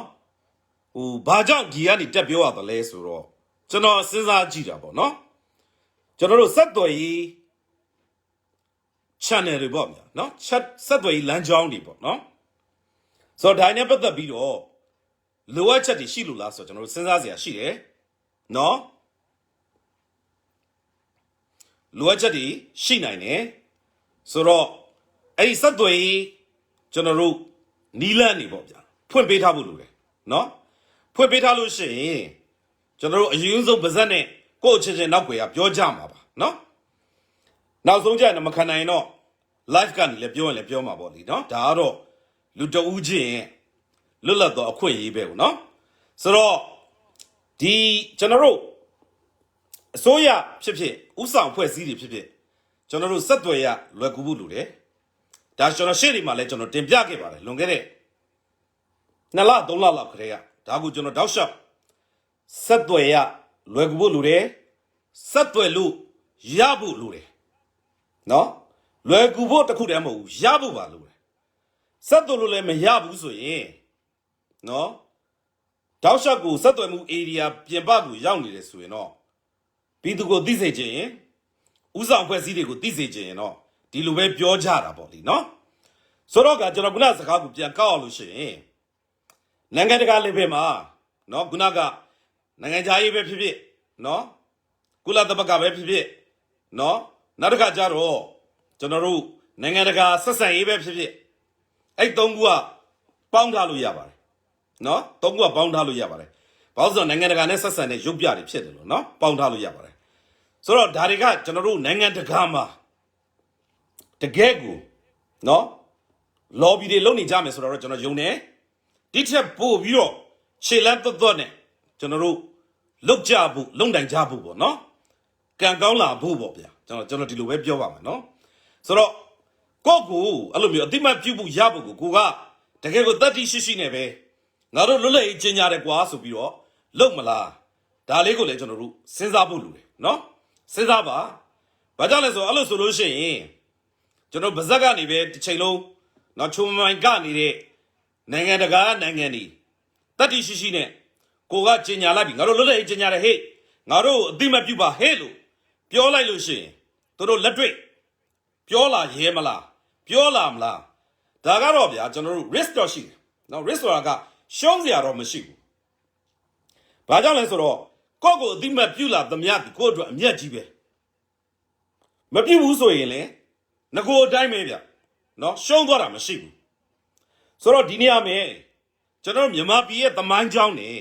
မြန်မာပြည်နိုင်ငံရေးကိုမြန်မာတွေအသိဆုံးပဲမလို့ကိုမြန်မာတွေပြည်သူတွေနော်ကိုယ်တိုင်စဉ်းစားပြီးတော့နော်ခေါင်းဆောင်တွေဆိုရင်လည်းမြန်မာတွေကိုယ်တိုင်စဉ်းစားပြီးတော့တိုင်းသားပေါင်းစုံပေါ့နော်စဉ်းစားပြီးတော့ပြက်သားသားနဲ့လှုပ်တဲ့ဆင်တော့လှုပ်စေခြင်းနဲ့ဒါလေးကိုလည်းကျွန်တော်အကြံပြုခြင်းတယ်နော်ဒါကသိအရေးကြီးပါတယ်ဆိုတော့နောက်တစ်ချက်ကနော်ကျွန်တော်တို့အခုဖြစ်နေတဲ့တိုက်ပွဲတွေပေါ့ဗျာနော်ဆိုတော့တချို့ထဲထဲဝင်မပါသေးတဲ့အဖွဲ့တွေရှိတယ်နော်ကျွန်တော်တို့တွေပါလာစေခြင်းပါတယ်နော်ပါလာစေခြင်းပါတယ်မပါလာသေးတဲ့အခါမှာကျွန်တော်တို့အနေနဲ့ကနားလည်ပါတယ်နားလည်မှုပေးလို့ရပါတယ်တိုးတော်လေပါလာစေခြင်းပါတယ်နော်တပြိုင်နဲ့အခုလောလောဆယ်ဆိုရင်ကျွန်တော်တို့တိုင်းသားဘောင်းစုံပေါ့ဗျာနော်လူမျိုးဘောင်းစုံဘာသာဘောင်းစုံတကယ်ကိုစွစွစီစီညီညီညွတ်ညွတ်နဲ့တကယ်ကိုတိုက်နေတဲ့အချိန်ပဲတကယ်ကိုအချိန်ခါကောင်းပါကျွန်တော်တို့ဗျိုက်တူတိုးလို့ရှိရင်ရွေ့နိုင်ပါတယ်နော်ဆိုတော့ဒါကြောင့်မလို့ကျွန်တော်တို့တွေဗျိုက်တူတပြိုင်နဲ့ဝိုင်းတွင်းရင်တော့နော်မြင်မြန်ရွေ့မှာပါနော်ဆိုတော့တချို့တိုင်းသားလက်နက်ကိုင်ဖွဲ့တွေဝင်ပါပေးသေးတာတွေရှိတယ်တရားဝင်ပေါ့နော်ပေါ်တင်နော်ပေါ်တင်နော်အဲ့ဒါတွေကျွန်တော်တို့ပါလာစေခြင်းတယ်နော်ပါလာစေခြင်းတယ်လက်နဲ့လူတာကိုတိတ်တဆိတ်သိအောင်ပြောရမှာတဲ့ကျွန်တော်အဲ့ဒါကရှေ့မှာတင်ပြခဲ့ပါတယ်နော်တင်ပြခဲ့ပါတယ်ဆိုတော့ဒါတွေကကျွန်တော်တို့နောက်ွယ်မှာအကြောင်းတရားတွေအများကြီးရှိပါတယ်နော်အဲ့ဒါတွေအများကြီးရှိပါတယ်နော်အများကြီးရှိပါတယ်နော်ဆိုတော့အကြောင်းတရားတွေများစွာရှိလို့ဒီကျွန်တော်တို့မြေပြင်ကခေါင်းဆောင်တွေက online ကနေပြီးတက်ပြောရတဲ့အနေအထားတွေဖြစ်ပါတယ်နော်ဆိုတော့အဲ့ဒါလေးကိုကျွန်တော်တင်ပြခြင်းတယ်နောက်ကျွန်တော်တို့အခုပေါ့ဗျာနော်ကျန်တဲ့တိုင်းသားလက်နက်ကိုင်ဖွဲ့တွေကျွန်တော်တို့တကယ်ကိုပါလာစေခြင်းပါတယ်ဗျနော်ဆိုတော့ဒီချိန်မှာကျွန်တော်တို့အချင်းပေါ့ဗျာနားလည်မှုတွေတိဆောက်ပြီးတော့နော်နားလည်မှုတွေတိဆောက်ပြီးတော့ကျွန်တော်တို့သဘောထားကြီးနဲ့ပူးပေါင်းဆောင်ရမှာပါနော်ပြည်သူတွေထောက်ပြရပြီး NUG လက်ခံသိရှိစေချင်ပါတယ်ကျွန်တော်တို့သိမယ်လို့ယုံကြည်ပါတယ်မျှော်လင့်ပါတယ်နော်ဆိုတော့သိစေချင်ပါတယ်အားလုံးကလည်းနော်ဆိုတော့တချို့ဟာတွေကတချို့တိုင်းသားလက်နက်ကိုင်အဖွဲ့တွေကျွန်တော်တို့ဖိတ်ခေါ်ချင်ပါတယ်ဒီအချိန်မှာကျွန်တော်တို့ဝိုင်းပြီးတော့ရန်သူကိုဗျာနော်ဘုံရန်သူကိုကျွန်တော်တို့တိုက်ကြရအောင်နော်အဲ့ဒါလေးကိုကျွန်တော်တို့တင်ပြချင်ပါတယ်နော်တင်ပြချင်ပါတယ်နောက်ကျွန်တော်တို့ရန်သူတွေကိုတိုက်တဲ့နေရာမှာနော်လောလောဆယ်ဗျာကိုဒေတာမထိသေးဘူးဆိုတဲ့ဟာပေါ့နော်အဲ့ဒီအယူဆမျိုးကကျွန်တော်တို့အနေနဲ့ကပြန်သုံးသပ်စေချင်တယ်လीနော်ဆိုတော့ဒေတာတစ်ခုပဲဖြစ်ဖြစ်အဖွဲ့အစည်းတစ်ခုပဲဖြစ်ဖြစ်နော်မျိုးတစ်မျိုးပဲဖြစ်ဖြစ်ရန်သူကနော်သွေးခွဲမယ်နော် divide and conquer ပေါ့နော်အဲ့ဒါလုပ်မယ်တိုက်ခိုက်မယ်ပေါ့အဲ့ဒါလည်းရှိတယ်နောက်တစ်ချက်ကသူကအကုန်လုံးစုပြီးတော့တိုက်လို့ရှိရင်သူတို့ကရှုံးမယ်ဆိုတာသူတို့သိတယ်လေဆိုတော့အခုအင်အားစုတွေလည်းသူရှုံးနေတယ်ဆိုတော့ကြံတဲ့အဖွဲ့အစည်းတွေမပါလာအောင်တော့သူတို့ကလိုက်ပြီးတော့ညီးပေါင်းစုံနဲ့နော်သူတို့လိုက်ပြီးတော့ချွေးသိပ်တာတွေနော်ဘောမတာတွေလုပ်မယ်လीနော်ဆိုတော့ကျွန်တော်တို့တွေဗျာဒီအချိန်လောက်ကောင်းတာမရှိပါဘူးနော်ဒီအချိန်မှာကျွန်တော်တို့တပြိုင်တည်းဝိုင်းပြီးတော့ ယုံကြရအောင်ပါနော်အထူးသဖြင့်ဆိုရင်ကျွန်တော်တို့ဒီရခိုင်ပြည်နယ်ဘက်နော်ကျွန်တော်တို့အတိတ်မှာမှားခဲ့တာတွေရှိမယ်ဒါကိုလည်းကျွန်တော်တို့တွေကတာဝန်ယူမှုတာဝန်ခံမှုရှိရမယ်ဒါကိုကျွန်တော်တို့လက်ခံရမယ်နော်မှားခဲ့တာတွေရှိတယ်ဒါကိုလက်ခံရမယ်နောက်တစ်ခုက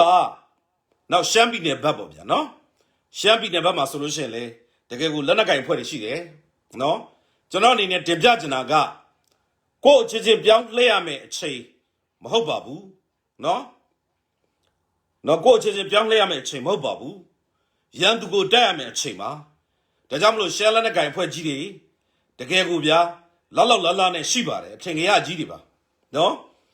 ရန်သူကိုကျွန်တော်တို့တိုက်ရမယ်အချိန်မှာနော်နောက်တစ်ခါကျတော့ကျွန်တော်တို့ဝတ်တက်ဖွဲ့ပေါ့ဗျာနော်ဝတ်တက်ဖွဲ့ကျွန်တော်တို့ထဲဝထိရောက်ပါလာစေချင်ပါတယ်နော်စေရေးကရေးကြည့်ပါတယ်တဲ့ကျန်တာခဏပေးပယ်ထားပြီးစေရေးဦးစားပေးစေချင်ပါတယ်တဲ့မှန်ပါတယ်ဗျနော်ဟုတ်ကဲ့မှန်ပါတယ်ကျွန်တော်တို့ကစေရေးကိုပဲပထမဦးစားပေးသွားကြရမှာပါနော်ကျန်တာတွေကတကယ်ကိုပါလာမှာပါနော်ကျွန်တော်ဒီဒေါ်လာရေးကြီးအောင်မှဖြစ်မှာဖြစ်ပါတယ်နော်ဒါကြောင့်မလို့ကျွန်တော်တို့အေးကိုလည်းဖိတ်ခေါ်ပါတယ်နော်ပါလာစီချင်ပါတယ်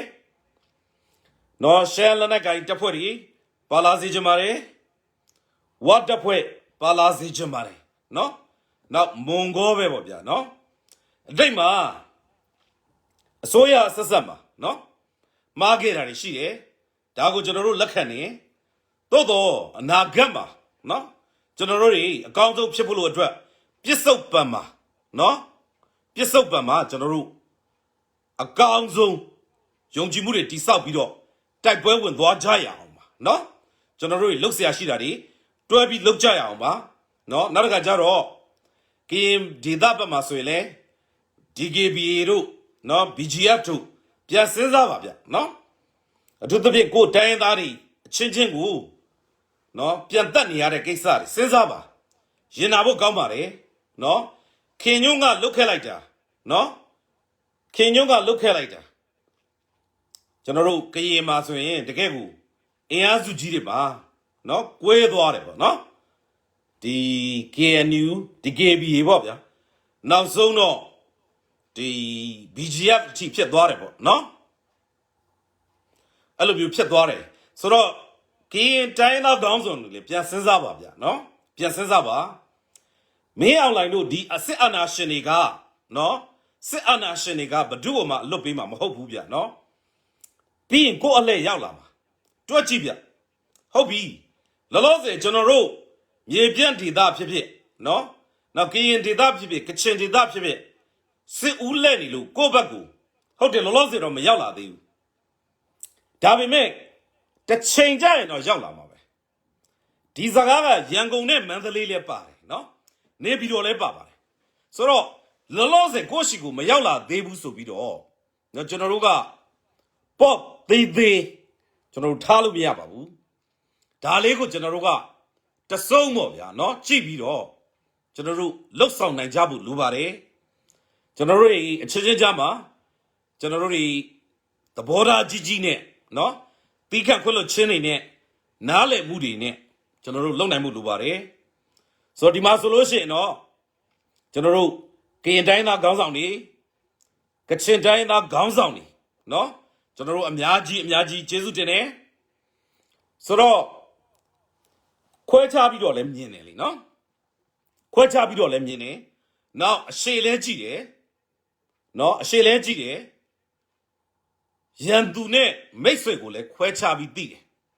နော်ဆိုတော့မြေပြန့်ကနော်ဘ ਹੁ အစိုးရကမှားခဲ့တာရှိတယ်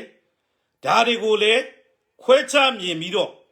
သိခံပြီးတော့တော်လှန်ရေးမှာရန်သူကိုတိုက်တဲ့နေရမယ်နော်ပြန်ပြီးတော့ကိုယ့်တွေကိုပြန်ပြီးတော့လက်ခံထားတယ်နောက်တစ်ခါကျတော့ပြန်ပြီးတော့စစ်တပ်နန်းတွေလည်းပေးတယ်လက်နက်တွေလည်းထောက်ခံပေးတယ်နေရာတွေလည်းပေးတယ်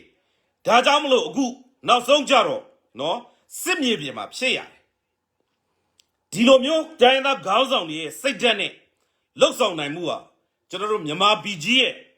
Federal Democracy ပြည်ထောင်စုကြီးတည်ထောင်တဲ့နေရာမှာတကယ်ကိုဂျေဇူးကအကြီးရှိပါတယ် နောက်တစ်ချိန်ကျွန်တော်တို့တိုင်းပြည်ကြီးကိုနော်တကယ်ကိုတီချောင်နိုင်ကြပြီဆိုလို့ရှိရင်ဒီကျေးဇူးတရားတွေဒီဟာတွေကကျွန်တော်တို့ခေတ်ဆက်ဆက်လူငယ်တွေကိုပြန်ပြီးတော့နော်မျိုးစစ်ချပေးရမယ်နော်ចောင်းစာတွေမှာသင်ပေးရမယ်လက်ဆင့်ကမ်းပြီးတော့ကျွန်တော်တို့ဒီလိုစိတ်ဓာတ်နဲ့ဒီလိုလှုပ်ဆောင်နိုင်မှုတွေကို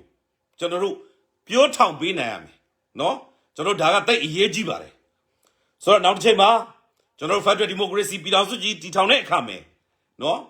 ဒီတိုင်းသားလက်နက်ကိုင်အဖွဲ့အသီးသီးဆိုရင်လည်းကျွန်တော်အနေနဲ့ဆိုရင်တယောက်တည်းအမြင်နဲ့လက်နက်ကကိုယ်တိုင်ကင်ထားရမှာပါနော်အဲ့ဒါကိုလက်ခံပါတယ်ကိုဒေသအသီးသီးမှာကိုယ့်ရဲ့လက်နက်ကိုင်တပ်ဖွဲ့နဲ့ကိုယ်တိုင်အုပ်ချုပ်တဲ့စနစ်တွေနဲ့နော်နောက်တစ်ခါကျတော့ကျွန်တော်တို့ Federal မှာဆိုလို့ရှိရင်လည်းကိုဒေသရတဲ့အခွန်ခွဲဝေသုံးစွဲမှုတင်ရန်ဇာတခွဲဝေသုံးစွဲမှုဒါတွေကအစကျွန်တော်တို့ကတသေးချာချာကိုလုံးဝနစ်နာမှုမရှိအောင်လုပ်ကြရမှာဖြစ်ပါတယ်နော်ဒါလေးကိုကျွန်တော်တင်ပြခြင်းနဲ့ဆိုတော့ကျွန်တော်တို့ကနော်စစ်တိုက်တဲ့နေရာမှာကျွန်တော်လက်နက်ရှိမှတိုက်ရမှာဖြစ်တဲ့အခါကျတော့နော်ဂျားထဲမှာကကျွန်တော်တို့ကဂျာအေးသူ့မေရိုက်ဖြစ်နေလို့မဖြစ်ဘူးနော်ဂျာအေးသူ့မေရိုက်ဖြစ်နေလို့တော့မဖြစ်ဘူးဆိုတော့ကကျတော့လက်နက်ကတော့လိုကြတာတော့အမှန်ပဲဗျနော်အမှန်ပဲဆိုတော့အမှန်ပဲဆိုတဲ့အခါကျတော့ကျွန်တော်တို့တွေဒီလက်နက်ကိုတော့အမြန်ဆုံးပေါ့ဗျာလုတ်ပေးနိုင်ဖို့လိုတာပေါ့အဲ့မှာလဲကျွန်တော်တို့ကဗျာတကယ်လုံနေတဲ့အဖွဲ့အစည်းတွေဗျာဘယ်နေရာမှာဘယ်ဒေသမှာဘယ်သူကလုတ်တယ်ဆိုတာကကျွန်တော်တို့ကသိနေတာပဲအချင်းချင်းပါနော်ဘယ်ဘွဲကလုတ်တယ်ဘယ်ဘွဲကတော့လုတ်တယ်ဒါအချင်းချင်းသိနေတာပဲစုံစမ်းလို့လည်းရနေတာပဲနော်ဒါတွေကိုကျွန်တော်တို့ကဒီဥဆောင်အဖွဲ့အစည်းတွေကတော့ဒါကိုတကယ်ကိုလက်လန်းမိအောင်လုပ်ပြီးတော့လှုပ်ဆောင်ပေးနိုင်ဖို့လိုတယ်လုပ်ဖို့လည်းလိုတယ်နော်မျိုးပြတွေမှာကျွန်တော်တို့တိုက်ပွဲတွေခေါ်ဆောင်ဖို့တော့၎င်းကျွန်တော်တို့အခုတော်လှန်ရေးတိုက်စစ်တွေနော်အရှိန်မကျသွားဖို့နော်အောင်ပွဲတွေဆက်ထိန်းနိုင်ဖို့ဒီတဲ့အပြင်တော်လှန်ရေးအရှိန်မြင့်ဖို့ဆိုတဲ့နေရာမှာနော်ကျွန်တော်တို့တွေကတကယ်ကိုပြောတာဗျဟုတ်လားကျွန်တော်တို့လိုအပ်နေတာကတော့လက်နက်ပဲနော်ဒါကတော်လှန်ရေးတက်မှာမြေပြင်မှာထဲထဲဝင်ဝင်လှုပ်ဆောင်နေတဲ့လူတိုင်းကပြောနေမယ်ကိစ္စဖြစ်ပါတယ်ဆိုတော့ဒီလိုရဖို့ကတော့ဗျာကျွန်တော်တို့ဒါနီးပေါင်းစုံနဲ့ကိုတိုင်လဲစူးစမ်းပါတယ်နော်စူးစမ်းပါတယ်နောက်ဥဆောင်ဖွဲ့စည်းတွေအနေနဲ့ကတော့ကျွန်တော်တို့ဖြည့်ဆည်းပေးလာမယ့်နေ့ကိုကျွန်တော်တို့ကိုတိုင်လဲအကုန်လုံးကမျှော်လင့်နေပါတယ်နော်ဒါကကျွန်တော်ထပ်လောင်းပြီးတော့တင်ပြခြင်းပါနော်ဆိုတော့ကျွန်တော်တို့ရန်ကုန်မန္တလေးကျွန်တော်တို့ပြည်သူတွေအကုန်လုံးဘယ်တော့မှသွေးမအေးဖို့လိုတယ်နော်ကျွန်တော်တို့လုံနိုင်တဲ့အပိုင်းကနေပြီးတော့နော်လုံနိုင်တဲ့အပိုင်းကနေပြီးတော့လောက်ကြဖို့လိုတယ်နော်ကျွန်တော်တို့တွေကလောလောဆယ်ဗျာ၄ကီကိုမှသိနေတယ်ဖြစ်နေတယ်ပြည်သူတွေစစ်ဘေးရှောင်နေရတယ်ကိုကြောင့်ဒီလူတွေအသက်တွေဆုံးရှုံးပြီးတော့ဘဝတွေပြတ်နေကြတယ်ဆိုတာကိုကျွန်တော်တို့ရဲ့လက်ပြကျွန်တော်တို့လုံဖို့လိုတယ်နော်ကျွန်တော်တို့လူအင်အားများတော့နော်ထွက်ပြီးတော့အကုန်လုံးပေါ့နော်လက်လေး၃ချောင်းထောင်ယုံနေတော့ကျွန်တော်တို့ကဒါကပြီးသွားလို့မရဘူးကျွန်တော်တို့ဆိုခဲ့တဲ့အဓိဋ္ဌာန်တွေသစ္စာတွေနော်တန်ထိတ်ထန်ဒါတွေကဘယ်တော့မှသွေးမအေးသွားဘူးဆိုတဲ့ဟာအဲ့ဒါကကျွန်တော်တို့ဘယ်အရာမဆိုဗျနော်လှုပ်ဆောင်တဲ့နေရာမှာကျွန်တော်တို့ဒီရှားမိကဲ့သို့လုံနိုင်ဖို့လိုတယ်နော်ကျွန်တော်တို့မြန်မာလူမျိုးဒီမြန်မာတွေဒီနော်ကောက်ရိုးမိမဟုတ်ဘူးရှားမိကဲ့သို့တညီနဲ့လောင်နေဖို့လိုတယ်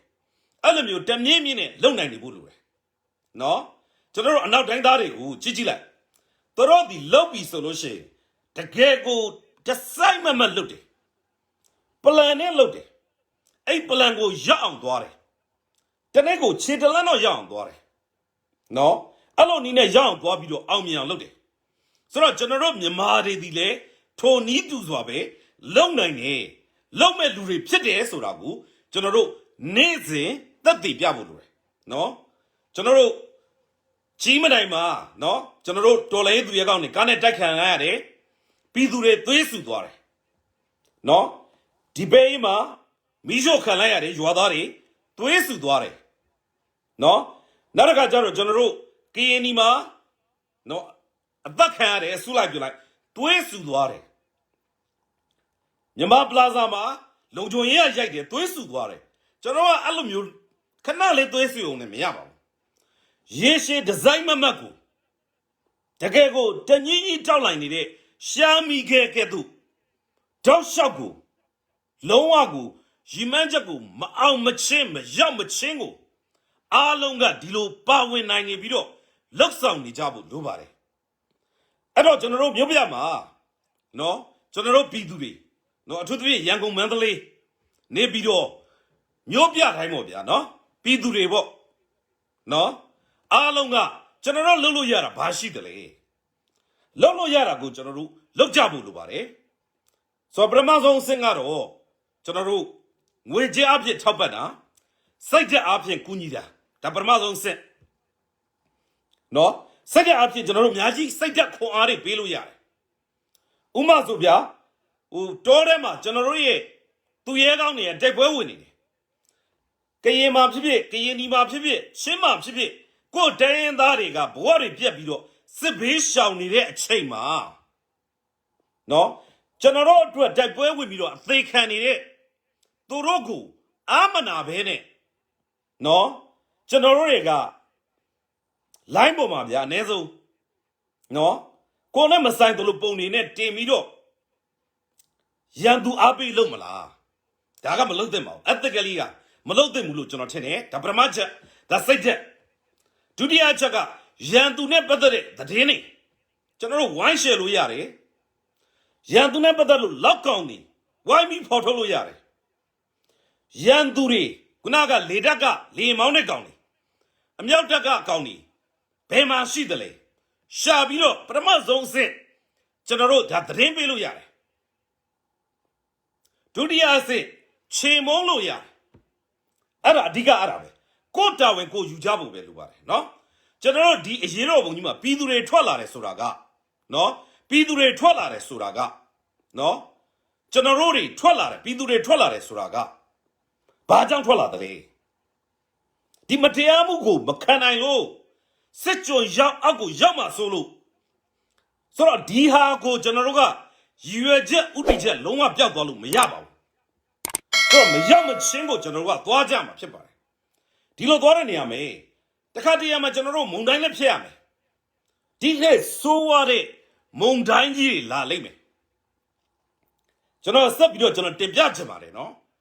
မြန်မာပြည် Federal Democracy ရဖို့လို့အတွက်ဆိုင်ကလုန်းနာဂစ်ကဲ့သို့ပြင်းထန်သောမုံတိုင်းကြီးတွေသည်မြေပြန့်ဒေသရန်ကုန်မန္တလေးတွေမှာနော်အဲ့ဒီဒေသတွေမှာတကယ်ကိုတိုက်ခတ်လာဦးမှာပါအဲ့လိုမတိုက်ခိုက်ဖို့ဆိုလို့ရှိရင်နော်စစ်ခွေးတွေခုနလေးမြမောင်းတဲ့ကောင်တွေကိုဘကူပါလာဖို့လိုတယ်နော်ခုနကစစ်ခွေးတွေလူလိုအသိတရားရှိလာဖို့လိုတယ်ဒီစစ်ခွေးတွေကနော်အယိုးကြိုက်နေသွေးကောက်ရိုးပုံစောင့်နေသွေးကျွန်တော်တို့ခုနကဆိုင်ကလုန်းနာဂစ်ကဲ့သို့ပြင်းထန်သောမုန်တိုင်းကြီးတွေကမြေပြန့်ဒေသတွေမှာမလွဲအိတ်ကရောက်လာမှာပါ။ဘာကြောင့်ကျွန်တော်တို့ကဒီကောင်တွေကိုရအောင်စီရေးနည်းနဲ့တိုက်ထုတ်ရမှာဖြစ်တဲ့အတွက်တိုက်ပွဲတွေကပြင်းပြင်းထန်ထန်ကိုဖြစ်မှာ။ဒါလေးကိုကျွန်တော်အသိပေးတင်ပြချင်တယ်။ဆိုတော့ကလောလောဆယ်ကိုမျက်စိရှိမှမမြင်ရလို့နော်သွေးအေးသွားလို့မရပါဘူး။နော်ကျွန်တော်တို့တကယ်ကိုဖြစ်နေတယ်ဒေသအသီးသီးမှာလည်းဖြစ်နေတယ်မျိုးပြတွေပေါ်ကိုမလွဲအိတ်ကရောက်ကိုရောက်လာမှာဖြစ်တယ်အဲ့တော့ကျွန်တော်တို့ပြည်သူတွေကျွန်တော်ကြိုပြီးတော့တင်ပြထားချင်တာကနော်ကြိုပြီးတင်ပြထားချင်တာကရန်ကုန်မြို့ကိုဘုံကျဲရင်ဘာလုပ်မလဲရန်ကုန်မြို့ပေါ်မှာစစ်ခွေးတွေနဲ့ကိုတွေနဲ့သူတင်ကိုတင်တိုက်ကြပြီဆိုဘာလုပ်မလဲဒါလေးကိုစဉ်းစားစီချင်တယ်နော်စစ်ခွေးတွေကကျွန်တော်ထပ်ပြီးတော့တင်ပြပါမယ်လေမြန်တဲ့ဘုံချက်မှာအမြောက်နဲ့ပြစ်မှာနော်လောက်မှာပဲကျွန်တော်တိုင်းသားညီကိုမောင်နှမတွေဒေသမှာလုပ်တယ်မြမပြည်အလဲပိုင်းမှာလုပ်တယ်သူတို့ကတော့လုံမှာပဲအဲ့တော့ကိုတွေကလည်းအဲ့တော့ဒီကောင်တွေကိုကြိုပြီးတော့ဆုံးမထားနိုင်မှုလိုပါတယ်ဗျအဲ့တော့လောလောဆယ်ကျွန်တော်နားလေတယ်နော်မျိုးပြပြောက်ကြားတွေရောနော်ကျွန်တော်တို့ပြည်သူတွေရောပေါ့နော်နောက်တချို့ဒေသဆိုင်ရာကောက်ွယ်အဖွဲ့ ငယ်လေးတွေရှိတယ်လက်နက်မရှိဘူးပျောက်ကြားတစ်ဖွဲ့ငယ်တွေရှိတယ်ကျွန်တော်ဒီနေရာကနေခွန်အားပေးခြင်းပါတယ်နော်ခြေတန်းလုံးအောင်နေပါရန်သူကကိုယ်မသိအောင်နေပါပြီးရင်ကိုဘာလို့ရတယ်လဲဆိုတာကိုလောက်ပါအားလုံးကတိတ်တိတ်တိတ်လေးတွေလုတ်တိုင်လို့ရှိရင်ရေတစက်ချင်းကများလာရင်သမုတ်တရားကြီးဖြစ်တယ်ဆိုတော့မြန်မာပြည်ရဲ့ရန်ကုန်မြို့မှာလူကြီး9သန်းရှိတယ်တိတ်ကြတဲ့ရန်ကုန်မြို့မှာ9သန်းမှာစစ်ခွေးတွေကိုထောက်ခံတဲ့ကောင်ဘာမှမရှိဘူးတသန်းမပြည့်ဘူးသိကြတယ်လုံးဝတသန်းမပြည့်ဘူးအဲ့ဒါကတော့အမှန်ကန်သိကြတယ်ဟုတ်ပြီစစ်ခွေးတွေကနော်ရန်ကုန်ပဲကျွန်တော်ကွက်ကွက်လေးပြောပြတာနော်လက်နက်နဲ့ဒလန်နဲ့အာနာနဲ့လောလောဆယ်လုံဟုတ်ပြီအဲ့ဒါဆိုကျွန်တော်တို့ကြံတဲ့ပြည်သူ9သန်းကကျွန်တော်တို့ဒီဘာလုပ်မလဲကိုမေးပါဗျာနော်မေးပါပါကြဖို့လိုပါတယ်တေချာတစ်ခုကလက်နက်တွေတကယ်ကိုရလာပြီဆိုရင်နော်အကုန်လုံးအရောက်ချင်းစီတိုင်းကိုတက်ဆင်ပေးရမှာပါဒါအမှန်တရားပါနော်ဒါအမှန်တရားပါနော်ဆိုတော့အဖွဲ့အစည်းအသီးသီးကလည်းလက်နက်တွေကိုယ်တိုင်ထုတ်နိုင်နေဖို့ကြိုးစားနေပါတယ်နော်တော့တချို့ထုတ်နိုင်တဲ့အဖွဲ့တွေလည်းရှိတယ်နော်အဲ့ဒါကအမှန်ပါဆိုတော့ကျွန်တော်တို့လောလောဆယ်မျိုးပြတွေမှာကျွန်တော်တို့ဘာလုပ်လို့ရမလဲလုပ်ပါ9သန်းရှိတယ်ဗျာနော်လုပ်လို့ရတာကိုကျွန်တော်တို့စဉ်းစားပြီးလုပ်နိုင်ဖို့လိုတယ်ဆိုတော့ပြည်သူ9သန်းရဲ့အုံနောက်နဲ့စဉ်းစားပြီးလုပ်ကြဖို့လိုတယ်အဲ့လိုလုပ်တဲ့နေရာမှာပြည်သူတွေပထမဆုံးဗျာလုပ်လို့ရတာကမြန်မာပလာဇာကိုဘွိုင်းကောက်လုပ်တယ်တပိတ်မောက်တယ်ဆိုရင်ပြက်သားသားသူတို့ရဲ့စီးပွားရေးကြီးပြတ်ကျသွားဘယ်တော့မှလှည့်မကြည့်နဲ့ကျွန်တော်တို့မြန်မာတွေအဲ့လိုစိတ်ဓာတ်ပြတ်သွားဖို့လိုတယ်ဟင်းဆိုလက်မကြည့်ဘူးလုံးဝလက်မကြည့်နဲ့စစ်ကောင်စီရှိကိုငွေရောက်စေတဲ့ဒန်ကိုစီဆိုင်စီမထည့်ဘူးဆိုလုံးဝမထည့်နဲ့မြန်မာပြည်ယာကိုတပိတ်မောက်တယ်ဆိုလုံးဝမတောင်းနဲ့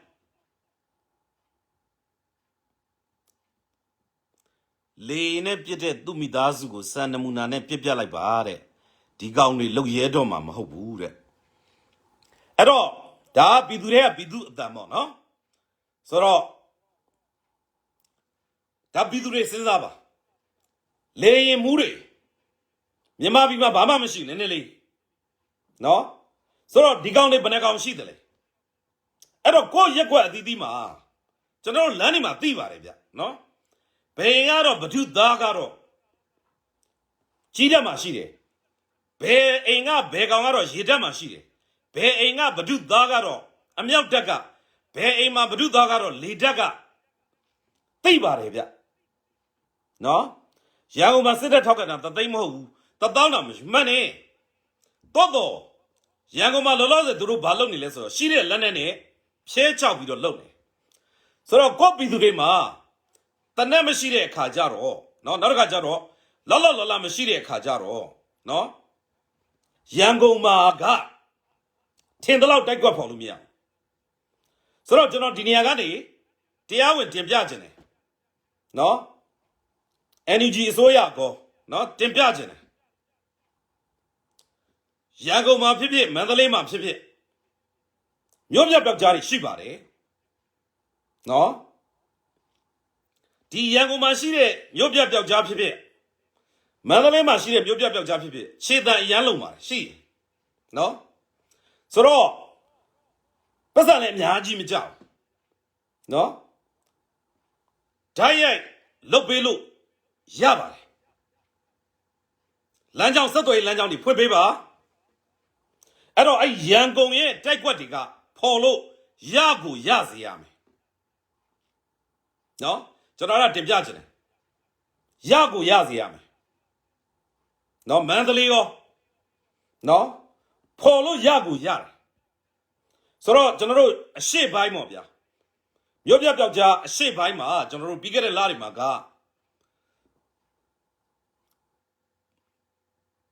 behold, Chokai Sunny Dore to Joya Malave. No?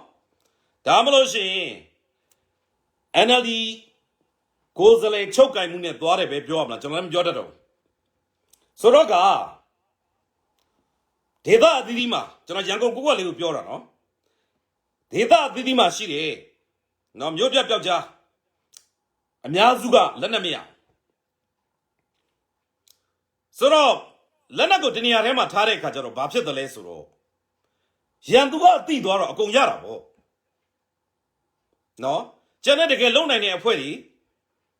Lenamia like the war. Dariga to get letry. Maybe any Taribu, no? Soro, Janet put Didigale, Lobo Josani Dabe, Nibanzon and Josani, no other Mame. Josani. Tabime, Tim Yopia did that, Yangon Suraga. General Diniagani, Tim Judge, no? Yangon General Tola Ibaga, Jad Walumiabu. Yangon Ying Walumia. General Dalego, Tim Judge. No? So, Yangon Ma. General Myopia Jariga. Yandure will gong on change out yare. Gong on Nilo yare. I don't, Divaga Lurele Shibare. No? Tabiazi, Tabiazi, so you. General good delight canile, Tia which on a Chinare Timjar. No? So that our legend Timjane. So, General Chases Sang Yalu Yabulu. General Diluation of Georgian. No? General Diluepo and Georgian. So, General Ka Yandu Sequerigo. A colon Saint Yashilo Tiny Jara. Yang Chimuma. No? General Chinga, Twiga Beroma Guebu, Todo. Puwele Piome, Puwele Losi Ashirago, General Lope, Yan to go General Chimome. I don't General Guna Bidure, Yangoma Conavano Shiga. Adi Conavanoga, General, go down and go Jimmy. Go down and go Yume so ye. Kayiga Naji out, General Yango de Biore, Quapi Biora. Conavan Shiria, Sequene Pata sign with the Bay Mountain, long at the Bay Mountain. No? Sick quay at Twagoni, the Bay Mamesu, Loma the Bay Mame. Sick when a brother Harigo, Loma Mabatabu, Loma Mabatabu. No? I don't need Generoga, Pepia the Yanga, Si Chabu. No, Arabu General Teblajan. No? So Yamabia, Matabuzo, Loma Mataban, a Guzo age on the Ranjalage. Yamabia, Yawat Ajalu. No? Boda Bia Solas, Pian Chokes of your trailer. Hold on to a debut, not be three. So, Toroga, Kalenkajan, he bounds on it, lonely my way. No? General D. D. Gongnego, Mapyochan and the way. General D. The Talon Situm, Chedoma Chede, no? General ain't the Gawago. Yan do yet, they mean at Gala calling me. Dine call them a whole day, now they call them Chilla me. Araga Bidure, a call no good, General Tibjajan, Chede. No? Soroga, Janoruga, a melayame ele. Seque a yo guiding it through a diamanigu, a melayame cle. General Piduri. No, ni bounzone, Tigonigo General, so maluya. Daleo General Tibiajan. No, Puanga Lomus, General Pibia da Luba, Loago Matomuzo, Loa Madomane. Yamabia Miamuzo, Loa Miamane, Reverend Miamuzo, Loa Miamane. Dilo ni absent. General Pidure, say Jaco. No, General, that they piaja. No, okay, General Pidure Gaba. Why Machua Busoi? Mubia Jari, Loviara, Pocala Lake. No, Mubiari Maguna, the Bay Mountain, Lungeri. General Pidurega, why Macuni Busoi? Why me Macagwe Busoi? Loviara, Pocella Lake. Dinia Metachoga, no, Pura Shilim. No, I love you. Sanabia, the Bema Body, Ludelula. Lura Bo. Long Nede Lure, the Gego 30 a shizo, 2 years ago, Jonah Chichujine. Yopia Jasura, Tanashi did it. No, let him have a kind of my general. Let a lady, General Gonchabio, keep it all, General Kuya Pata. No, Kaweta where did this ole Alube. Tanaka Misora. This Sanabjare, Gauzani. Jaudari Soraga. ဘာလည်းနဲ့မှမပါဘူးနော်ရင်ကော့ပြီးတော့အော်လန်နဲ့အော်ပြီးထွက်ရတာပြည်သူတွေကိုသွေးမအေးစေချင်လို့ပါလာစေချင်လို့စန့်ကျင်နေရဆိုတာကိုပြချင်လို့ကျွန်တော်ဒါကိုပူးပေါင်းနိုင်ဖို့လိုတယ်ဖြစ်နိုင်လို့ရှိရင်ပြည်သူတွေပြန်ပြီးတော့တကယ်ကိုလဇန်းပိုင်းတော့ကလို့ဖေဖော်ဝါရီလဇန်းပိုင်းတော့ကလို့မတ်တော့ကလို့တကယ်ကိုအင်အားတွေနဲ့ပါလာဖို့လိုတယ်ဒီကောင်တွေမှာအင်အားမရှိတော့ဘူးဒါပြီးအခုကျွန်တော်တို့တွေအာသာချက်ကဇန်နဝါရီဖေဖော်ဝါရီမတ်လလောက်ကနေမတူတော့တာကတကြံနောက်ပိုင်းကလေးကမြို့ပြတွေမှာကျွန်တော်တို့ကိုကာကွယ်ပေးမယ်မြို့ပြပျောက်ကြားသူရဲကောင်းတွေရှိနေပြီတင်းနေစနေအများကြီးပဲနော်အခုလောဆယ်သွားကြည့်လိုက်လူငယ်လူရွယ်လူလက်လူကြီးကြည့်လိုက်အများစုကတင်းနေစင်ပြီးသားတွေဖြစ်ကုန်ပြီနောက်အများစုကကိုယ့်ဘာကိုကြည့်ထားတယ်ဖတ်ထားတယ်ကိုယ့်ဘာကိုသင်ထားတယ်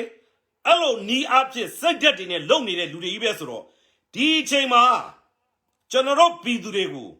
အလွယ်တကူနဲ့လာပြီးတော့အင်အားတော့များများရှိမယ်ဆိုရင်လုံလို့မရတော့ဘူးနောက်တစ်ချက်ကြီးမတိုင်မှာလှုပ်သွားတဲ့ကိစ္စโอเคအဲ့လိုလှုပ်သွားတဲ့ကိစ္စမျိုးတွေလှုပ်လို့မရအောင်ကကျွန်တော်တို့မြို့ပြပျောက်ကြားတွေက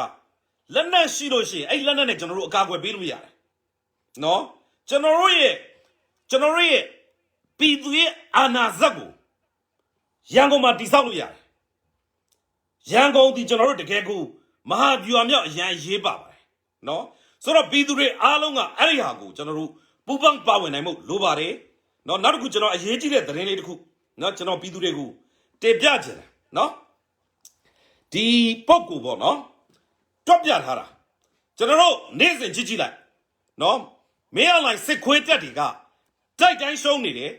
တက်တိုင်းပြက်နေတယ်ခွေးတွေဝက်တွေသိပြီးတော့ခွေးပြေးဝက်ပြေးပြေးနေရတယ်ဒါကြောင့်မလို့သူတို့တရင်လိုက်ပြုတ်တယ်ဆိုတာဒါအမှန်တရားတွေနော်အမှန်တရားတွေသူတို့တက်တွေမှာကြည့်လိုက်ငပြောပင်ရောင်းမလောက်ဘူးနော်ဖုန်းကြီးတွေမှာတကယ်ကိုရောင်းမလောက်လို့ကြော့ပါရဲ့ဖုန်းကြီးတွေမှာတကယ်ကိုမအားလို့နော်စုပြီးတော့ရေစက်ချတပ်ပြောက်ဆုံးလုပ်ပေးနေရတယ်နော်လမ်းကြောင်းတွေရဗျာကျွန်တော်တို့ရှာရင်တော့အများကြီးရှိပါတယ်နော်ဆိုတော့တကယ်ကိုသူတို့တွေနော်မင်းအွန်လိုင်းတို့တွေတကယ်တော့ပြုတ်ပြုံးနေပြီနော်နောက်အဲ့စစ်ခွေးတွေဆိုတာလေသူတို့မှတကယ်ကိုအုံတော့မရှိလုံးလို့ဗျာဟုတ်လားသူတို့မှတယောက်တည်းကခွေးဖြစ်ရတာမဟုတ်ဘူးသူတို့ရဲ့မိန်းမတွေရောသားသမီးတွေရောနော်တကယ်ကိုဗျာငွေဝဲကျွန်းနေအဖြစ်ကိုအခုဆိုရှေ့တန်းမှာအပုတ်ခံနေရပြီကင်းဆောင်နေရပြီယူနီဖောင်းတွေဝတ်ပြီးတော့လာစာတယောက်စာပဲပေးပြီးတော့3-5ယောက်စာလဲခိုင်းတယ်24နာရီလဲအချိန်ပြည့်ခိုင်းတယ်ပိတ်ရမရှိလဲခိုင်းတယ်အဲ့ဒါကိုမှကြည်နဲ့ကြီးလှုပ်တဲ့စစ်ခွေးတွေရှိအောင်မယ်ဆိုရင်တော့လှုပ်ကြမင်းတို့ကိုပြည်သူကငရဲပြည်ကိုအခမဲ့အများဆုံးပို့ပေးမယ်အဲ့ဒါတော့စိတ်ချနော်အဲ့တော့လောလောဆယ်ဒီတက်ပွဲကြီးကိုနိုင်ဖို့ကကျွန်တော်တို့ဒီဘက်ကမြို့ပြတွေပေါ်မှာပြန်ကြွပေးဖို့လိုတယ်နော်ရန်သူရဲ့လေချောင်းစိုးမိုးမှုကိုကျွန်တော်တို့ကဖျောက်ချနိုင်ဖို့လိုတယ်နော်ဖျောက်ချနိုင်ဖို့လိုတယ်ဆိုတဲ့နေရာမှာပြည်သူတွေကလည်းကျွန်တော်တို့နှီးပေါင်းစုံနဲ့ပါဝင်နိုင်ဖို့လိုတယ်အဲ့ဒီနေရာမှာပြည်သူတွေကလုတ်ပေးလို့ရတာကခုနကလေရင်မှုတွေစည်ရင်းတွေထွက်လာပြီဆိုရင်နော်အဲ့ဒီတက်လီမောင်းတဲ့ကောင်တွေရဲ့ဒေသတွေပြည်သူတွေဒီချိန်မှာ line ပေါ်မှာအများကြီးထွက်လာရမှာကိုယ့်ချင်းချင်း share တဲ့ message တွေမှာအဲ့ဒါတွေအများကြီးဖြစ်လာရမှာဒီချိန်မှာကျွန်တော်တို့ဟိုပျော်ရွှင်ပါစေဆိုလို့ကျွန်တော်ဘယ်သူမှမပြောဘူးနော်တကယ်ဘယ်သူမှမပြောဘူးအဲ့လိုမျိုးသတင်းတွေကိုယ့်ချင်းချင်း share မဲ့အစားဟေးဒီကောင်ကတော့စစ်ခွေးကျွန်တော်အခုလောဆယ်လေတက်ကကောင်စစ်လေရင်မောင်းတဲ့ကောင်နော်စစ်လေရင်မောင်းတဲ့ကောင်နေသူတို့ကဘယ်နေကဘယ်ဇာတိကသူတို့နေတဲ့မြို့နယ်လမ်းအဲ့ဒါတွေကိုပြည်သူတွေကပထမအဆုံးအဆင့်အနေနဲ့ဖော်ထုတ်ပေးပါကျွန်တော်ထပ်ပြောမယ်နော်ပြည်သူတွေအဲ့ဒါကိုမဖော်ထုတ်နိုင်လို့ရှိရင်အခုလေးကွယ်ကွန်ပါကျွန်တော်တို့ကရင်တိုင်းသားညီနောင်တွေခံစားနေရတဲ့ဒုက္ခတွေကရင်ဒီမှာခံစားနေရတဲ့ဒုက္ခတွေရန်ကုန်မြို့လေကောင်မှာဖြစ်လိမ့်မယ်မန္တလေးမြို့လေကောင်မှာဖြစ်လိမ့်မယ်နေပြည်တော်မှာဖြစ်လိမ့်မယ်အဲ့တော့ကျွန်တော်တို့ပြည်သူတွေနော်ခ လောက်ထိမှအမိတလို့မရပါဘူးရေတောက်ချင်မှကျွန်တော်တို့ရေတွင်းတူးလို့မရပါဘူးအခုကလေးကကြော်ပြီးတော့စုံစမ်းဖော်ထုတ်ပြီးတော့အဲ့ဒီလေရင်မောင်းတဲ့ကောင်တွေကိုကျွန်တော်တို့ရှင်းပြနိုင်မယ်ဆိုရင်နှစ်ချက်ရှိပါတယ်ပထမတစ်ချက်မလိုအပ်တဲ့နော်အသက်ဆုံးရှုံးမှုတွေကျွန်တော်တို့အများကြီးကာကွယ်နိုင်မယ်နံပါတ်1ချက်ဒီတိုက်ပွဲကျွန်တော်တို့အောင်ပြီဒီကောင်တွေကလောလောဆယ်လူဘာဝနေတာဒီလေရင်နဲ့ရဟတ်ရင်နဲ့လူဘာဝနေတာအဲ့တော့ဒီလေရင်နဲ့ရဟတ်ရင်နဲ့ကိုကျွန်တော်တို့ကရအောင်ဖြတ်ရမယ်ဖြတ်မယ်ဆိုရင်လေမှုမရှိရင်လည်းဟုတ်တယ်ဒီလေမြဘာလို့လို့မရအောင်ကားမောင်းတက်တိုင်းလေမောင်းလို့မရအောင်တခြားစီ subject ကနော်လေမောင်းတဲ့ကောင်မရှိရင်လေရင်တက်လို့မရအောင်စီမရှိရင်လေရင်တက်လို့မရအောင်နော်ဆိုတော့ကကျွန်တော်တို့နောက်တစ်ချက်လေတက်က CDM နေနော်အရန်နေတယ်နောက်တစ်ချက်အဲ့ဒီလေတက်က CDM နေရှိတယ်ဆိုလို့ရှိရင်ဒီလေတက်ကအားနေချက်တွေဗျာနော်ဟိုဖေးရသီးလုံနေပြီပဲ CDM လုံနေပြီပဲမြတ်များလေးဝင်ငါစမ်းပါဗျနော်မြတ်များလေးပြောစမ်းပါပြပြတသားပြောပါဗျကိုရိုင်းက CDM လုံနေပြီတိုက်နေပြီဆိုရင်ဗျာဘာကြောင့်ဒီစစ်အာဏာရှင်ကိုတော်လန်တယ်လဲမေးတဲ့အချိန်မှာမစွန့်အားသွားပါနဲ့နော်ဂျိုးပြောမိုးပြောရင်လည်းရှောက်ပြီးတော့မပြောပါနဲ့နော်တချို့လူတွေကကျွန်တော်ပြောတယ်လို့ကြားတာရှိတယ်ဟိုဗာလဲခွင့်ယူတာဟိုဗာလဲဟိုခွင့်မရလို့ဖျားဘူးထွက်ချင်တာခွင့်မရလို့အဲ့ဒါကြီးကတော့ဒေါ်လာရေးပေါ်မှာတိတ်ခါချလွန်အားကြီးတယ်နော်ဆိုတော့ဒါမျိုးတွေရှိတယ်အဲ့တော့ CDM စစ်တက်မတော်သားဆိုရင်ပြပြတသားစစ်တပ်ကိုကိုကပြောပြရဲရမယ်ပြောနိုင်ရမယ်သူ့ရဲ့အသွေးလေးတွေကိုကျွန်တော်တို့ဖောက်ချနိုင်ရမယ်အဲ့လိုမှမလုပ်နိုင်သေးတော့မရဘူးနောက် CDM စစ်သားတွေနော်ထောင်ကနေရှိတယ်လို့ကြားတယ်ဟုတ်ပြီဗျအသေးစိတ်မပြောရင်နေပလိစီနော်အသေးစိတ်မပြောရင်နေပလိစီနော်အသေးစိတ်မပြောရင်နေပလိစီဒါပေမဲ့ဒီအချိန်မှာ Special Commando Mission နေနဲ့လှုပ်ဆောင်နိုင်ပြီးသားဖြစ်ရမယ်တကယ်တော့ဒီလေတက်စခန်းနေခြေမုံတာကျွန်တော်ကိုယ်လင်းလင်းပြောမယ် CDM တက်မတော်သားတွေ CDM ရဲတပ်ဖွဲ့တွေတကယ်တတ်သိရှိတဲ့လူတွေစိတ်သက်ရှိတဲ့လူတွေဥဆောင်ပြီးလှုပ်ဆောင်နိုင်မှုလူတွေလူလည်းအများကြီးမလို့နည်းနည်းလေးနဲ့တက်ခွဲစာလောက်နဲ့လုံနိုင်မလားလက်နက်ပြည့်စုံတက်ပေးပြီးတော့လှုပ်လို့ရတယ်ခြေရာဖြတ်ပြီးတော့ကိုယ်ရောင်ဖြတ်ပြီးလှုပ်လို့ရတယ်အများကြီးရှိတယ်တကယ်အမှန်ကန်ဆိုလှုပ်လို့ရတယ်ဒါကျွန်တော်တင်ပြချင်တယ်နော်ဆိုတော့ပြည်သူတွေအနေနဲ့ကနော်ပြည်သူတွေအနေနဲ့ကအဲ့ဒီပထမဆုံးအဆင့်ဖြစ်တဲ့အဲ့ဒီလေတက်ကလေမောင်းတဲ့စစ်ခွေးဘဲကောင်းနေလေအဲ့ဒါတွေရဲ့လမ်းနာမည်ရက်ကွက်အိမ်နံပါတ်စရင်နေအဲ့ဒါတွေရှာဖွေဖော်ထုတ်ပါနော်ရန်ကုန်မှာဗျာပြည်သူ9တန်းရှိတယ်ဆိုရင်အဲ့ဒီ9တန်းလုံးငါသာကိုတာဝန်ကိုယူပြီးတော့ကိုဘက်ကိုတာဝန်ကျင်းမယ်ဆိုရင်ကျွန်တော်တို့တွေအများကြီးပေါ့ဗျာနော်ဒီအချိန်မှာဒီလေမောင်းတဲ့ကောင်တွေကိုကျွန်တော်တို့လုပ်လို့ရတယ်နောက်တစ်ချက်ဗျာစီမရှိရင်လုပ်လို့မရဘူးပြောတယ်ဟုတ်ပြီအခုဘယ်နေရာမှာကတော့ဘယ်စီဆိုင်နေနော်ဘယ်ကုမ္ပဏီတွေကျွန်တော်တို့သိလာပြီဆိုရင်ဒါတွေကိုဝိုင်းပြီးတော့ခြေမုံကြရမှာသည်ကျွန်တော်တို့တရားမျှတမှုကိုမျက်နှိုးသောလွတ်လပ်မှုကိုလိုလားသောဒီမိုကရေစီကိုမျက်နှိုးသောဖက်ဒရယ်စနစ်ကိုလိုလားသောတိုင်းရင်းသားပြည်သူအယောက်ချင်းစီတိုင်းလူမျိုးဘာသာမရွေးကျွန်တော်တို့လှုပ်ဆောင်နိုင်မှုလိုတယ်နော်ကျွန်တော်ဒါလေးကိုတင်ပြချင်ပါတယ်နော်ဆိုတော့ကအဲ့ဒီစီနဲ့ပတ်သက်ပြီးတော့စီကားတွေသွားလို့မရအောင်ကျွန်တော်တို့ဘာလုပ်မလဲโอเคလက်နက်မရှိဘူးဆိုလို့ရှိရင်ကျွန်တော်တို့လမ်းတွေကိုဘယ်လိုဖြတ်မလဲရှင်းလေးပဲနော်ကားလမ်းတွေကျွန်တော်တို့ဘယ်လိုဖြတ်မလဲရထားလမ်းတွေဘယ်လိုဖြတ်မလဲဖြတ်ရမယ်โอเคတို့ရဲ့စီကားတွေနားကိုကျွန်တော်တို့ကတ်လို့မရရင်နော်အဲ့ဒီစီလောင်ကန်တွေကိုကျွန်တော်တို့ဘီလက်မြေထည့်တာတို့စားထည့်တာတို့ကဘယ်လိုလုပ်ထည့်မလဲအတွင်းလူကထည့်ပေးရင်တော့ရတယ်နော်အတွင်းလူကထည့်ပေးမလားအဲ့ဒီစီတဲကိုရေရောဗျာစားခက်ဗျာဘီလက်မြေခက်ဗျာအဲ့လေရင်စီတဲကိုလုတ်ပေးပါဒါအတွင်းလူလုံးမရတဲ့ဟာဗျနော်နောက်တစ်ခါကျတော့လေဒီတို့ရဲ့စီကန်တို့နော်နောက်တစ်ခါကျတော့ဒီစီတင်တဲ့ကားတို့က RPG နောက်နာပြင်စိတ်ချရမယ်ဆိုတဲ့ဟာတွေလည်းကျွန်တော်တို့သတင်းတွေသိရတယ်ဆိုတော့ကျွန်တော်တို့ကအဲ့ဒါဆိုရင်နော်လမ်းတွေမှာကျွန်တော်တို့ဓာန်ပေါက်ကြီးကျွေးကြရမယ်နော်သူတို့တွေ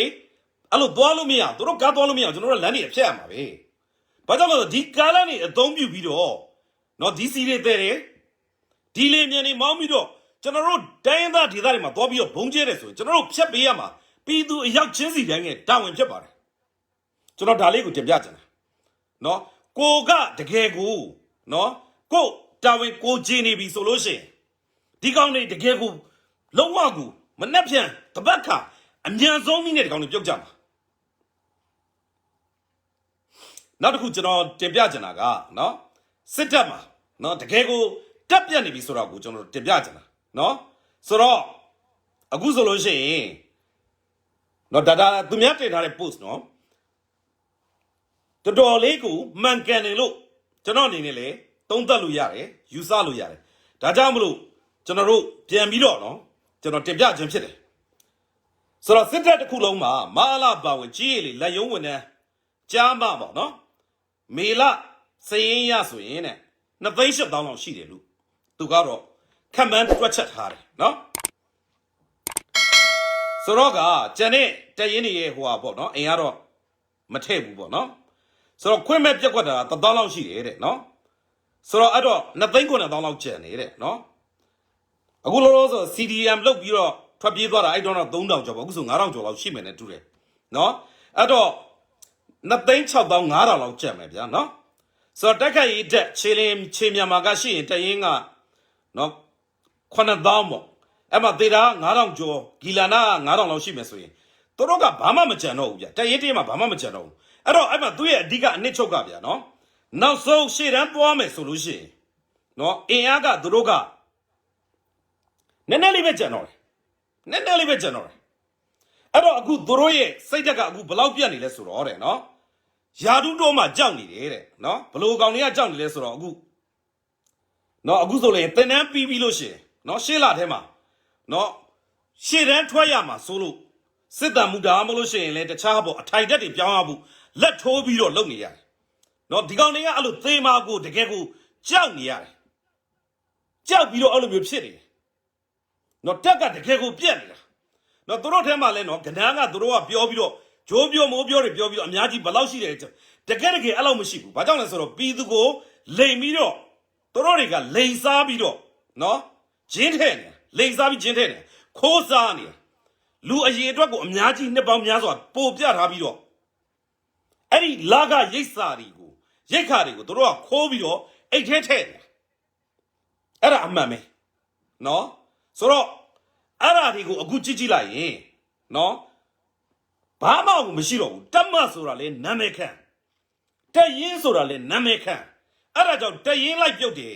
တက်မလိုက်ပြုတ်တယ်ဆိုတာအဲ့ဒါတကယ်ဗျနော်အဓိကကျွန်တော်ဒီမှာသူ့ရဲ့ post မှာကျွန်တော်ပေးချင်တဲ့ခွန်အားကတို့တက်တွင်းသတင်းအရာကိုနော်စေယုံက G1 နေဆိုရင်ယာဒူးတိုးမပေါအောင်လိုက်နေကြရတယ်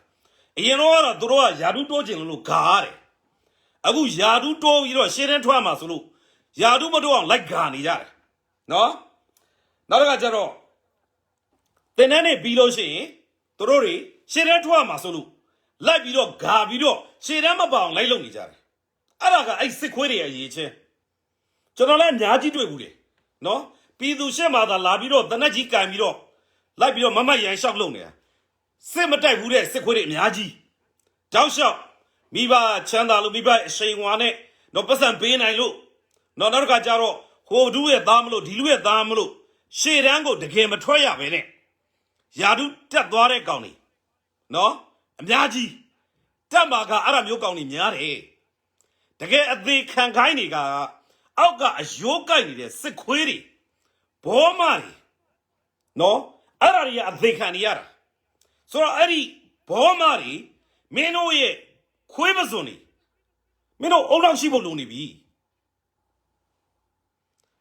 အုံနောက်ရှိဖို့လုံနေပြီနော်ဒီမှာတယောက်က CDM တက်သားနဲ့တူတယ်ကျွန်တော်တက်ထဲမှာနေစဉ်တည်းကအင်အားမရှိတာပါတဲ့ဟုတ်တယ်နော်ရန်သူတော့ရှော့မတွက်ပါဘူးဟုတ်ကဲ့ရန်သူကိုရှော့မတွက်ဘူးတော့သေချာတာဒီသူတို့ဒီတကယ်ကိုပြုတ်ပြုတ်ပြုံးပြက်ပြေးပြီးတော့မကြခင်ပြောက်ကိုပြောက်တော့မှာ နော်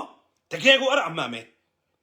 အဲ့တော့အခုလောလောဆယ်ဘယ်ကောင်တွေကခိုင်းနေလဲဆိုတော့ဂုတ်ခွစီးပြီးတော့ခိုင်းနေတာကတက်မှာလဲ elite ဆိုတာရှိတယ်ဗျနော်တက်မှုလူမလိုက်အလှော်တွေပေါ့ဗျာနော်ဘဒုရဲ့သားသမီးဘယ်ဟာတို့ဘဒုတို့အဲ့ဒါတွေကအောက်ကဟာတွေကိုဗျာအယိုးလေးပြစ်ပေးပြီးတော့လေဘေးကိုကျိုးပတ်ပြီးတော့ခိုင်းနေတာနော်အဲ့တော့အားလုံးကတကယ်ကိုအဲ့ဘဝတွေကလွတ်မြောက်ဖို့ဆိုရင်နော်တက်သေးကနော်စစ်သားမယားတွေရဲမယားတွေနော်ပြန်ပြီးတော့ပုံကန်ထားကြဖို့လိုပြီအသိတရားရှိဖို့လိုပြီနော်တကယ်ကိုအဲ့ဒါကိုပြောတာပါကိုယ့်ဘက်ကိုအသိတရားရှိဖို့လိုပြီအဲ့စစ်ခွေးတွေဆိုလို့ရှိရင်နော်မင်းတို့ကောင်တွေနော်ရှေ့တန်းထွက်တဲ့အချိန်မှာမင်းတို့ရဲ့နောက်ကြီးကမင်းတို့ရဲ့အဲ့မှာမင်းတို့ကိုခိုင်းပြီးတော့သေခိုင်းနေတဲ့နော်အဲ့မှာဘိုလ်ကြီးတို့ဘိုလ်မှုတို့ဒုဘိုလ်မှုကြီးတို့ဘိုလ်မှုကြီးတို့ဘိုလ်မှုချုပ်တို့ဘိုလ်ချုပ်တို့ပြတ်တက်လိုက်စမ်းပါပြတ်တက်လိုက်စမ်းပါပြည်သူနဲ့ပူးပေါင်းလိုက်စမ်းပါနော်တက်ရင်းလိုက်တယ်တက်ခွဲလိုက်တယ်ပြည်သူတွေကဒီလိုမျိုးကိုမြင်ချင်တာနော်အဲ့လိုတတိရှိရှိနဲ့ပါလိုက်စမ်းပါအဲ့လိုပါလိုက်ခြင်းအပြင်ကိုယ့်ရဲ့မိသားစုငါပြောတော့မင်းတို့စစ်ခွေးတွေမင်းတို့ကပြည်သူနဲ့စိုးတယ်ငါတို့ကစစ်ကြုံခံရမှာစိုးလို့ပြည်သူတွေကတော်လန့်တာ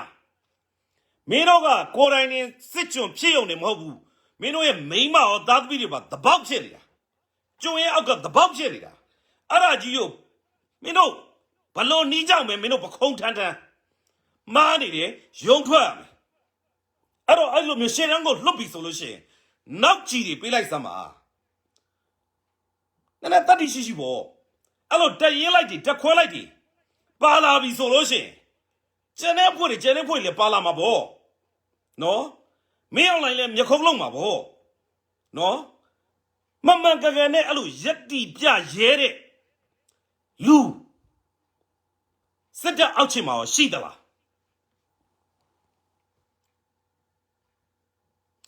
လောလောဆယ်တော့မရှိသေးဘူး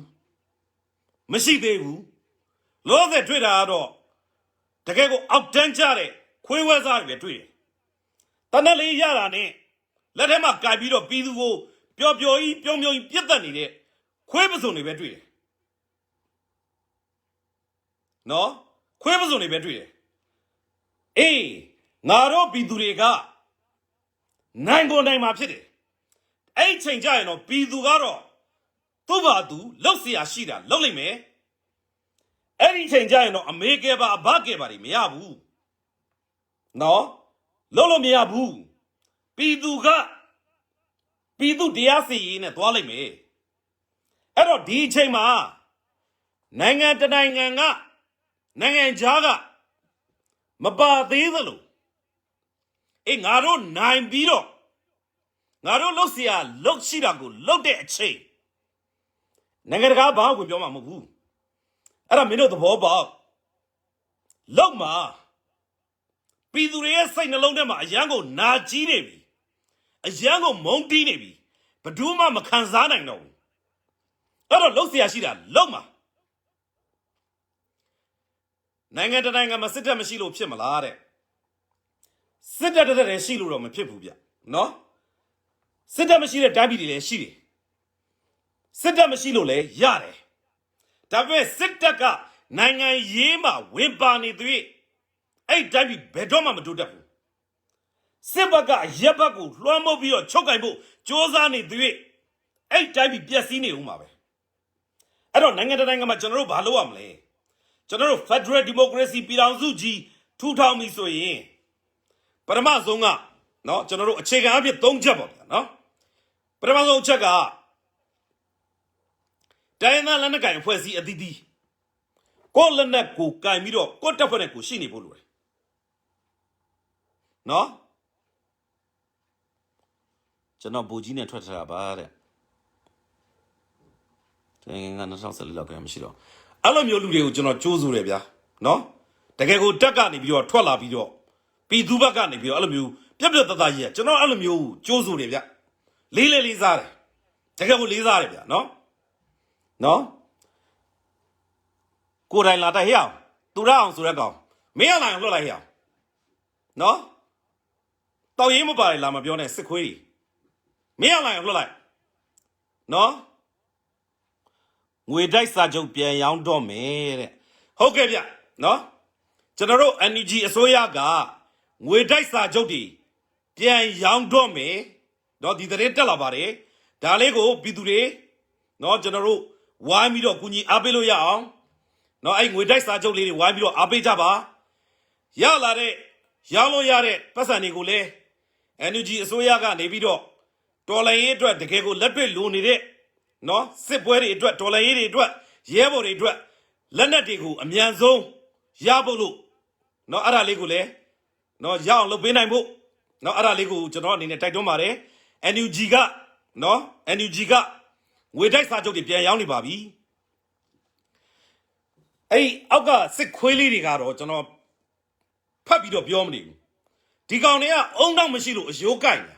ခေါရုံးပုံစောက်နော်အဲ့တော့ပြောလိုက်မယ်နော်ကိုယ်တိုင်လာတိုက်ဆိုရင်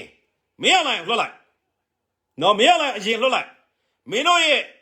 နော်ပထွေးမင်းအောင်လိုက်နော်စစ်ခွေးတွေရဲ့ပထွေးမင်းအောင်လိုက်လွှတ်လိုက်ရက်ွက်ထဲမှာတနက်မပါဘဲနဲ့သွားရဲလာလွှတ်လိုက်ဟမ်မင်းတို့နောက်ကနေပြီးတော့တနက်နဲ့အသေးခံမဲ့လူမရှိဘဲနဲ့ဒီကောင်အာနာပါဝါပြရဲလာလွှတ်လိုက်မင်းအောင်လိုက်မြန်မာပြည်အပြင်ဘက်ကိုထွက်ရဲလာလွှတ်လိုက်နော်တခြားတွေလာတွေတိတ်မပြောနဲ့နော်လွှတ်လိုက်လေအချိန်မီပဲငါတို့မင်းအောင်လိုက်ကိုတရားစီရင်ချင်တာဘလို့လဲသိလားမင်းအောင်လိုက်ကိုမိလို့ရှိရင်လေချက်ချင်းမသက်စေချင်ဘူးချက်ချင်းတည်သွားမှာဆိုလို့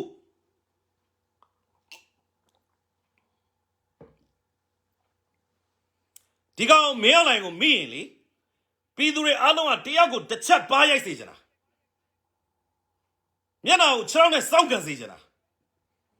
ပြီးလို့ရှိရင်သူ့ကိုပြည်သူတွေအားလုံးကသတွေးနဲ့ဝိုင်းပြီးတော့ထွေးလိုက်မင်းအောင်လိုက်ရင်နစ်ပြီးသိမယ်ပြည်သူရဲ့သတွေးရအလောက်နော်ရှင်းတယ်အဲ့တော့မင်းတို့စစ်ခွေးတွေလည်းအဲ့လိုပဲနော်ရေလောင်ကန်တစ်ခုတည်းဟုတ်လေရေကိုဖယ်ထုတ်ပြီးတော့မင်းတို့ကောင်တွေအကုန်လုံးအဲ့ဒီထဲထည့်လိုက်မယ်ပြည်သူတွေကတရားကိုသတွေးတစ်ဆက်စီစရာထွေးမင်းတို့အားလုံးသိတယ်အဲ့ဒါအမှန်ပဲနော်လောလောဆယ်ငါတို့တွေအားလုံးကနော်ပြည်သူရောအစိုးရရောတိုင်းသားဘောင်းစုံရောဘာသာဘောင်းစုံရောမင်းတို့ကိုလက်နက်ကိုရအောင်ရှာပြီးတော့နော်ပတ်စံကိုရအောင်ရှာပြီးတော့တိုက်နေကြတယ်ပို့ပြီးနွာဖို့လုပ်နေကြတယ်နော်မင်းတို့တွေပြေးရမယ့်အချိန်ကမင်းတို့အသက်ကိုဖက်နဲ့ထုတ်ရမယ့်အချိန်ကရောက်နေပြီအဲ့ဒါရှင်းရှင်းလေးပဲအဲ့ဒါမှတ်ထားနော်ဆိုတော့အခုလို့ကျွန်တော်တို့ပြည်သူတွေကိုဒေသမှာရှိတဲ့ဒလန်လူဟာမျိုးဗျာမြို့နဲ့ထွေအုပ်လူဟာမျိုးဗျာနော်ရက်ကွက်အုပ်ချုပ်ရေးလူဟာမျိုးတွေဗျာနော်အဲ့ဒါတွေဗျာနော်အဲ့ဒါမျိုးတွေဗျာပြည်သူတွေလုတ်ပေးပါပြည်သူတွေဒါလေးကိုတာဝန်ယူပါအဲ့တော့ကျွန်တော်ခုနကဖက်ဒရယ်အကြောင်းပြောနေတာဗျာဆိုတော့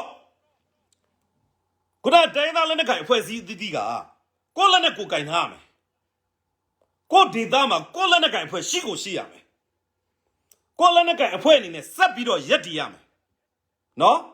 ရက်တည်ရမယ်အဲ့ဒါနံပါတ်1အချက်နံပါတ်2အချက်လက်ရှိစစ်တပ်ကိုအင်အားရှော့ချပြီးတော့လုံးဝကို reform အကြီးလုပ်ပြရမယ်အရေးယူတဲ့နာတွေအကုန်လုံးကိုအရေးယူပြရမယ်အကုန်လုံးနီးပေါင်းစုံနဲ့အရေးယူရမယ်နီးပေါင်းစုံနဲ့တရားစီရင်ပြရမယ်ဖြစ်နိုင်လို့ရှိရင်ဗျာကျွန်တော်တို့ဒီတော်လိုင်းရေးကြီးမှာဒီကောင်တွေကိုနှွာပလိုက်လို့အကုန်လုံးကြွသွားသေသွားပြီဆိုပြီးတော့အဲ့လောက်ထိကိုဖြစ်စေချင်တယ်တကောင်းမှမကြံစေချင်ဘူးနော်တကောင်းမှမသိစေချင်ဘူးမကြံစေချင်ဘူးအကုန်လုံးသိစေချင်တာ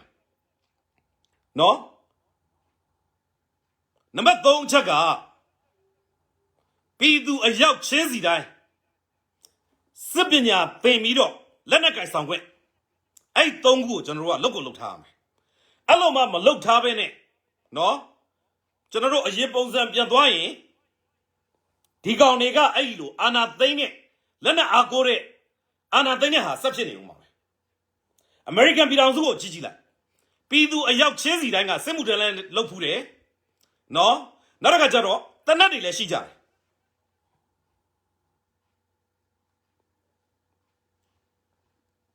နော်ဆိုတော့တနတ်တွေလည်းရှိကြတယ်ဆိုတော့အမေရိကန်မှာအာဏာသိမ်းဖို့မလွယ်ဘူးဒါအပြင်အဲ့ဒီတကယ်ကိုအရေးကြီးတဲ့စီရေးစီရတယ်အကုန်လုံးရဲ့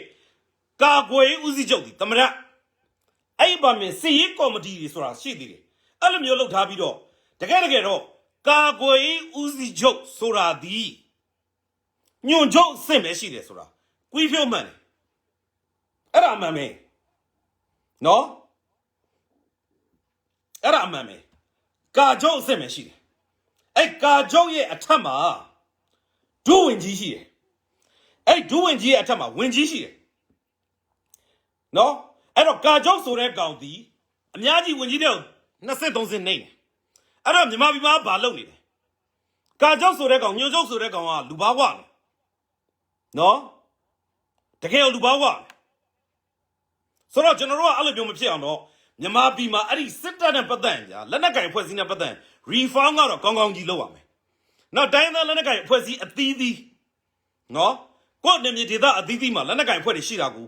ယုံကြည်တယ်လက်ခံတယ်ရှိကိုရှိရမယ်ဒါအပြင်ပြည်သူအယောက်ချင်းစီတိုင်းလက်နက်ကင်ဆောင်ရမယ်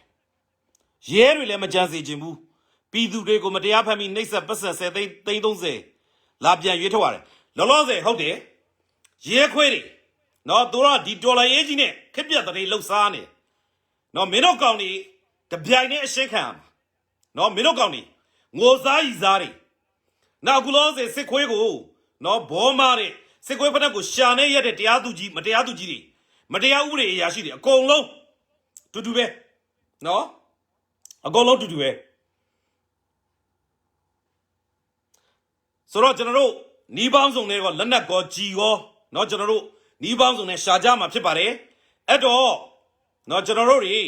နော်အခု NUG ကငွေတိုက်စာချုပ်တွေပြန်ရောက်มาတော့မယ်ဝိုင်းပြီးတော့ကူညီကြပါဝယ်ကြပါ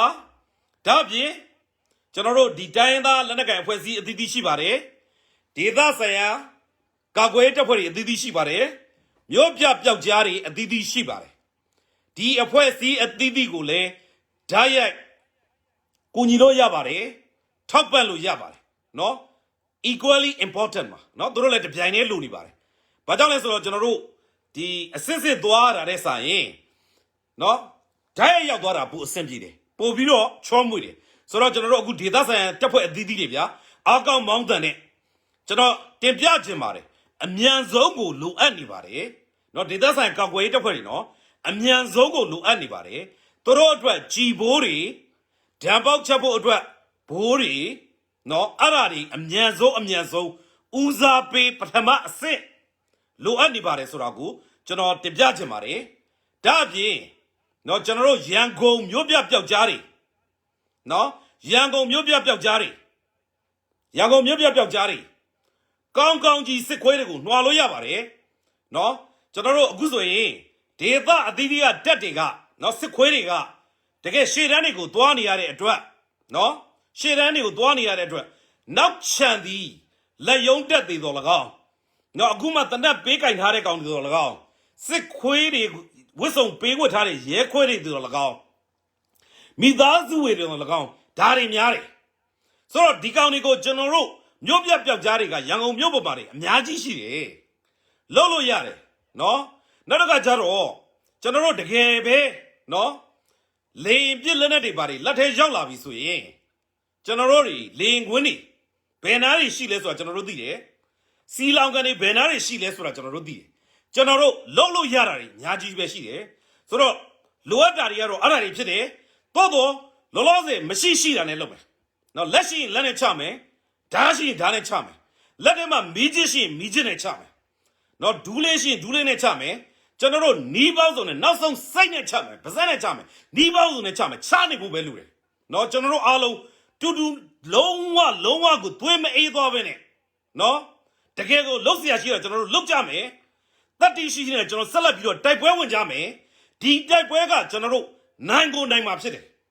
နော်ကျွန်တော်တို့အရေးကြီးတာဒီဒီဇိုင်းမမတ်နဲ့လှုပ်သွားနိုင်မှုလိုပါတယ်နော်လုံးဝကိုသွေးအေးသွားလို့မရဘူး အထူးသဖြင့်ရန်ကုန်ကျွန်တော်ပြည်သူ9ဗန်းကျော်ရှိတယ်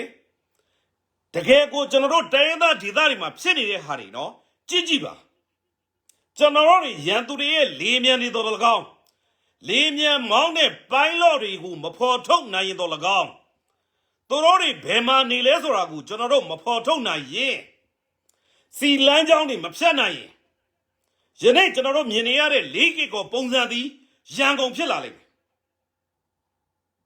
ကျွန်တော်ဒီနေရာနေအတိလင်းသတိပေးပြရစီဒါကြောင့်မလို့ရန်ကုန်နေပြည်သူတွေအနေနဲ့ဒီဟာကိုကြိုတင်ပြီးတော့ကာကွယ်ဖို့လိုပါတယ်မန္တလေးလည်းထုံနီ၎င်းပဲဘယ်နေမှာနေပါကျွန်တော်ပြောပြတာနော်နောက်လောလောဆယ်ကျွန်တော်တိုက်ပွဲမှာဝင်မပါသေးတဲ့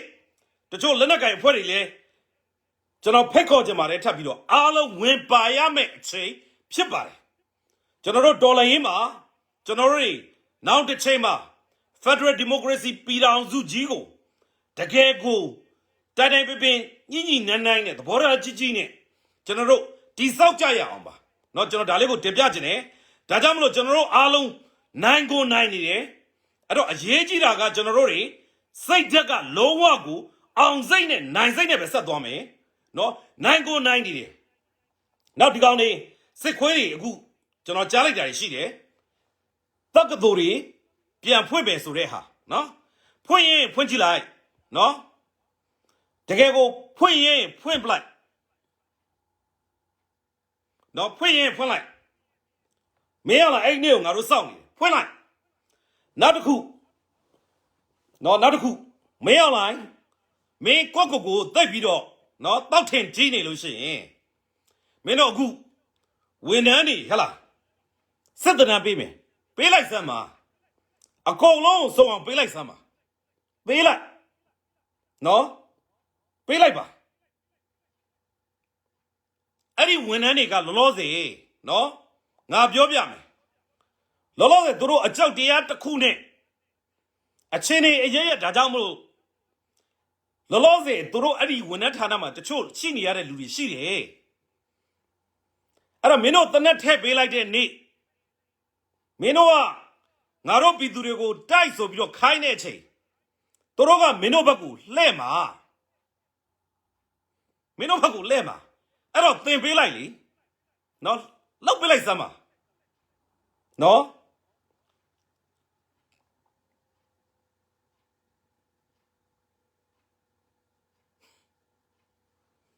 တက္ကသိုလ်တွေလည်းဖွင့်ရင်ဖွင့်နော်လောက်ပြည်သူတွေကဘာလုပ်မလဲဆိုတာရှိတယ်အထူးသဖြင့်ယနေ့လူငယ်ခေါင်းဆောင်တွေနော်လူငယ်ခေါင်းဆောင်တွေတကယ်ပါအဲ့ဒီမျိုးဆက်တွေကိုလုံးဝရှော့မတွက်ပါနဲ့လုံနိုင်တဲ့စိတ်ဓာတ်ရှိတယ်လုံနိုင်ဇွမ်းတွေရှိတယ်သူတို့လှုပ်เสียရှိတာကိုတသေးချာချာအုံနောက်နဲ့ခေါင်းအေးနဲ့စဉ်းစားပြီးတော့ပလန်ချပြီးလှုပ်ကြလိုက်မယ်နော်ကျွန်တော်တို့ဒါကြောင့်မလို့ကျွန်တော်တို့တွေအားလုံးမြေပေါ်မြေအောက်မျိုးပြချေးလက်နော်လက်နက်ကိုင်အဖွဲ့အစည်းအသီးသီးရောအဖွဲ့အစည်းဘောင်းစုံရောကျွန်တော်တို့တွေပူးပေါင်းပြီးတော့ဆက်လက်ပြီးတော့တိုက်ပွဲဝင်သွားကြမယ်နောက်ကျွန်တော်တို့လက်ရှိပေါ့ဗျာနော်တချို့လိုအပ်နေတဲ့အရာလေးတွေရှိရင်အဲ့ဒါလေးတွေကျွန်တော်တို့ပြင်ဆင်ကြရအောင်ပါတိုင်းပြည်နဲ့ကောင်းချိုးလူမျိုးကောင်းချိုးတော်လှန်ရေးကြီးအောင်မြင်ဖို့လို့အတွက်ဖြစ်တဲ့အတွက်ဒီပေါ်မှာကိုကျွန်တော်တို့ကသုံးသက်ပြင်ဆင်ပြီးတော့ရှေ့လျှောက်မှာအကောင်းဆုံးလုပ်နိုင်ဖို့လိုပါတယ်အဲ့လိုလုပ်တဲ့နေရာမယ်နော်ကျွန်တော်တို့စက်သွယ်ရေးရဖို့လိုသလိုလွယ်ကူဖို့လည်းလိုပါတယ်စက်သွယ်လို့မရတဲ့အနေအထားတွေအများကြီးရှိပါတယ်ကျွန်တော်ဒီနေရာကနေအတီလင်းထပ်ပြောပါမယ်နော်ကျွန်တော်တို့ဥဆောင်ဖွဲ့တွေကိုစက်သွယ်ခြင်းကြပါတယ်ဘလို့စက်သွယ်ရမှန်းမသိဘလို့စက်သွယ်ရမှန်းလည်းမသိအဲ့ဒီအနေအထားတွေရှိပါတယ်ဒါလေးကိုလည်းကျွန်တော်တို့နော်ပြင်ဆင်ပါနော်လှုပ်ဆောင်ပြီးတော့စက်သွယ်လို့ရမယ်နီးလန်းလေးတွေကိုပြည်သူကိုချပြပါနော်နောက်တော့ကျွန်တော်ဒေသဆိုင်ရာကာကွယ်ရေးတပ်ဖွဲ့တွေရောမျိုးပြပျောက်ကြားတွေရောစန္ဒပြခေါင်းဆောင်တွေရောအဲ့ကကြရင်စက်သွယ်လာပြီးတော့အဲ့ဒီစက်သွယ်မှုကိုကျွန်တော်တို့ကတိဆောက်အောင်မှာဖြစ်ပါတယ်ကျွန်တော်ဒီလွတ်လပ်ရေးကိုတိုက်ယူတဲ့နေရာမှာကျွန်တော်တဦးကောင်းတယောက်ကောင်းတစ်ဖွဲ့ကောင်းနဲ့ဘလို့မှမရပါဘူးဗျအဖွဲ့အစည်းပေါင်းစုပါကိုပါမယ်နော်လူမျိုးပေါင်းစုပါမယ်ဘာသာပေါင်းစုပါမယ်အဲ့ဒီတဲ့အရေးကြီးဆုံးကပြည်သူကိုယ်တိုင်ပါမယ်နော်အဲ့လိုဖြစ်မှဖြစ်တဲ့အတွက်နော်ကျွန်တော်တို့ အခုလိုမျိုး live ကနေပြီးတော့ကျွန်တော်တို့ခေါင်းဆောင်တွေတက်ပြောရတဲ့အနေအထားမျိုးအထိမရောက်ခင်ကိုယ့်ဘက်ကဆက်သွယ်လို့ရမယ့်ဟာလေးတွေဖွင့်ထားပြီးတော့နော်အဲ့ဒါလေးမှာလုံမယ်ဆိုရင်နောက်တစ်ချိန်မှာကျွန်တော်တို့ဒေါ်လာရေးအတွက်ကိုပို့ပြီးခီးရောက်မှာဖြစ်ပါတယ်နော်ဒါလေးကိုလည်းကျွန်တော်တင်ပြခြင်းပါတယ်မျိုးပြတွေမှာကျွန်တော်တို့တိုက်ပွဲတွေအရှိန်ဖော်မယ်ဖော်ဖို့လို့အတွက်ကိုကျွန်တော်တို့ပူးပေါင်းဆောင်ရွက်ကြမယ်လောက်เสียရှိတာလောက်ကြမယ်ကျွန်တော်တို့ပြည်သူတွေကလည်းကျွန်တော်တို့တာဝန်ကျေကြဖို့လိုပါတယ်နော်ကျွန်တော်တို့တွေရန်ကုန်ကမန္တလေးကနေပြည်တော်ကောနော်ကျွန်တော်တို့ခလုတ်ထိမှအမိတလို့မရပါဘူးနော်ရေတွင်းကိုအခုမှတူးပြီးတော့ရေကြီးတောက်ကျင်လို့မရပါဘူးနော်အဲ့ဒါကြောင့်မလို့ကျွန်တော်တို့တွေအခုကလေးကနော်ကျွန်တော်တို့ခြေမုံးကြီးအတွက်ပြည်သူအလုံးကမဟာဗျူဟာမြောက်မှာပါဝင်ပေးပါစစ်တပ်ထွက်ကုန်တွေလုံးဝမသုံးပါနဲ့စစ်တပ်နဲ့ပတ်သက်နေတဲ့ဟာတွေကိုကျွန်တော်တို့ဖော်ထုတ်ပေးပါလေရင်စီတွေရန်သူလက်ထဲမရောက်အောင်လေမြန်တွေသုံးလို့မရအောင်ပိုင်းလော့တွေလေမောင်းတဲ့ကောင်းတွေလေပြန်ပေါ်ကိုမတက်နိုင်အောင်နော်လုံးဝကိုမရှိတော့အောင်ဝိုင်းပြီးတော့ရှင်းပေးကြပါနော်အဲ့ဒါကိုကျွန်တော်တင်ပြခြင်းနဲ့မျိုးပြပျောက်ကြားတွေကသူတို့လက်ထဲမှာလက်နက်ကကောင်းကောင်းကန်းကန်းနဲ့ရှိပြီးလှုပ်လို့ရတယ်ဆိုလို့ရှိရင်သူတို့လှုပ်เสียရှိတာလှုပ်ပါလိမ့်မယ်နော်သူတို့မှာ plan တွေအများကြီးရှိပါတယ်ဒါမှမဟုတ်သူတို့ပြောလို့မရသေးလို့မပြောတာလည်းဖြစ်နိုင်ပါတယ်နော်ဒေသဆိုင်ရာဂကွေးတက်ဖွဲ့အသီးသီးနော်သူတို့တွေကိုအမြန်ဆုံးနော်ကြည်ဘိုးတွေနော်ကြည်စံတွေဓာန်ပေါက်အတွက်ဟာတွေအမြန်ဆုံးကျွန်တော်တို့ကူညီပေးနိုင်ဖို့လိုပါတယ်ကျွန်တော်တို့ဒီတော်လန်ရေးကြီးကနိုင်နေတယ်နိုင်တဲ့အချိန်ကိုကျွန်တော်တို့လုံးဝကိုမလျော့သွားရအောင်တိတက်တိုးပြီးတော့နော်10သားလောက်ကိုတိုးရမှာဖြစ်ပါတယ်အဲ့တော့မှမြန်လေးကျွန်တော်တို့နိုင်မှာဖြစ်ပါတယ်နော်အကုန်လုံးတိုးပြီးတော့ပြည်သူအားလုံးကနော်ကျွန်တော်တို့အကုန်လုံးဝိုင်းဝန်းပြီးတော့လှုပ်ဆောင်ကြဖို့လိုတယ်ကျွန်တော်တို့လှုပ်ဆောင်သွားကြပါစို့လို့တိုက်တွန်းနှိုးဆော်လိုက်ကြပါတယ်အရေးတော်ပုံမုတ်ချအောင်ကိုအောင်ရမယ်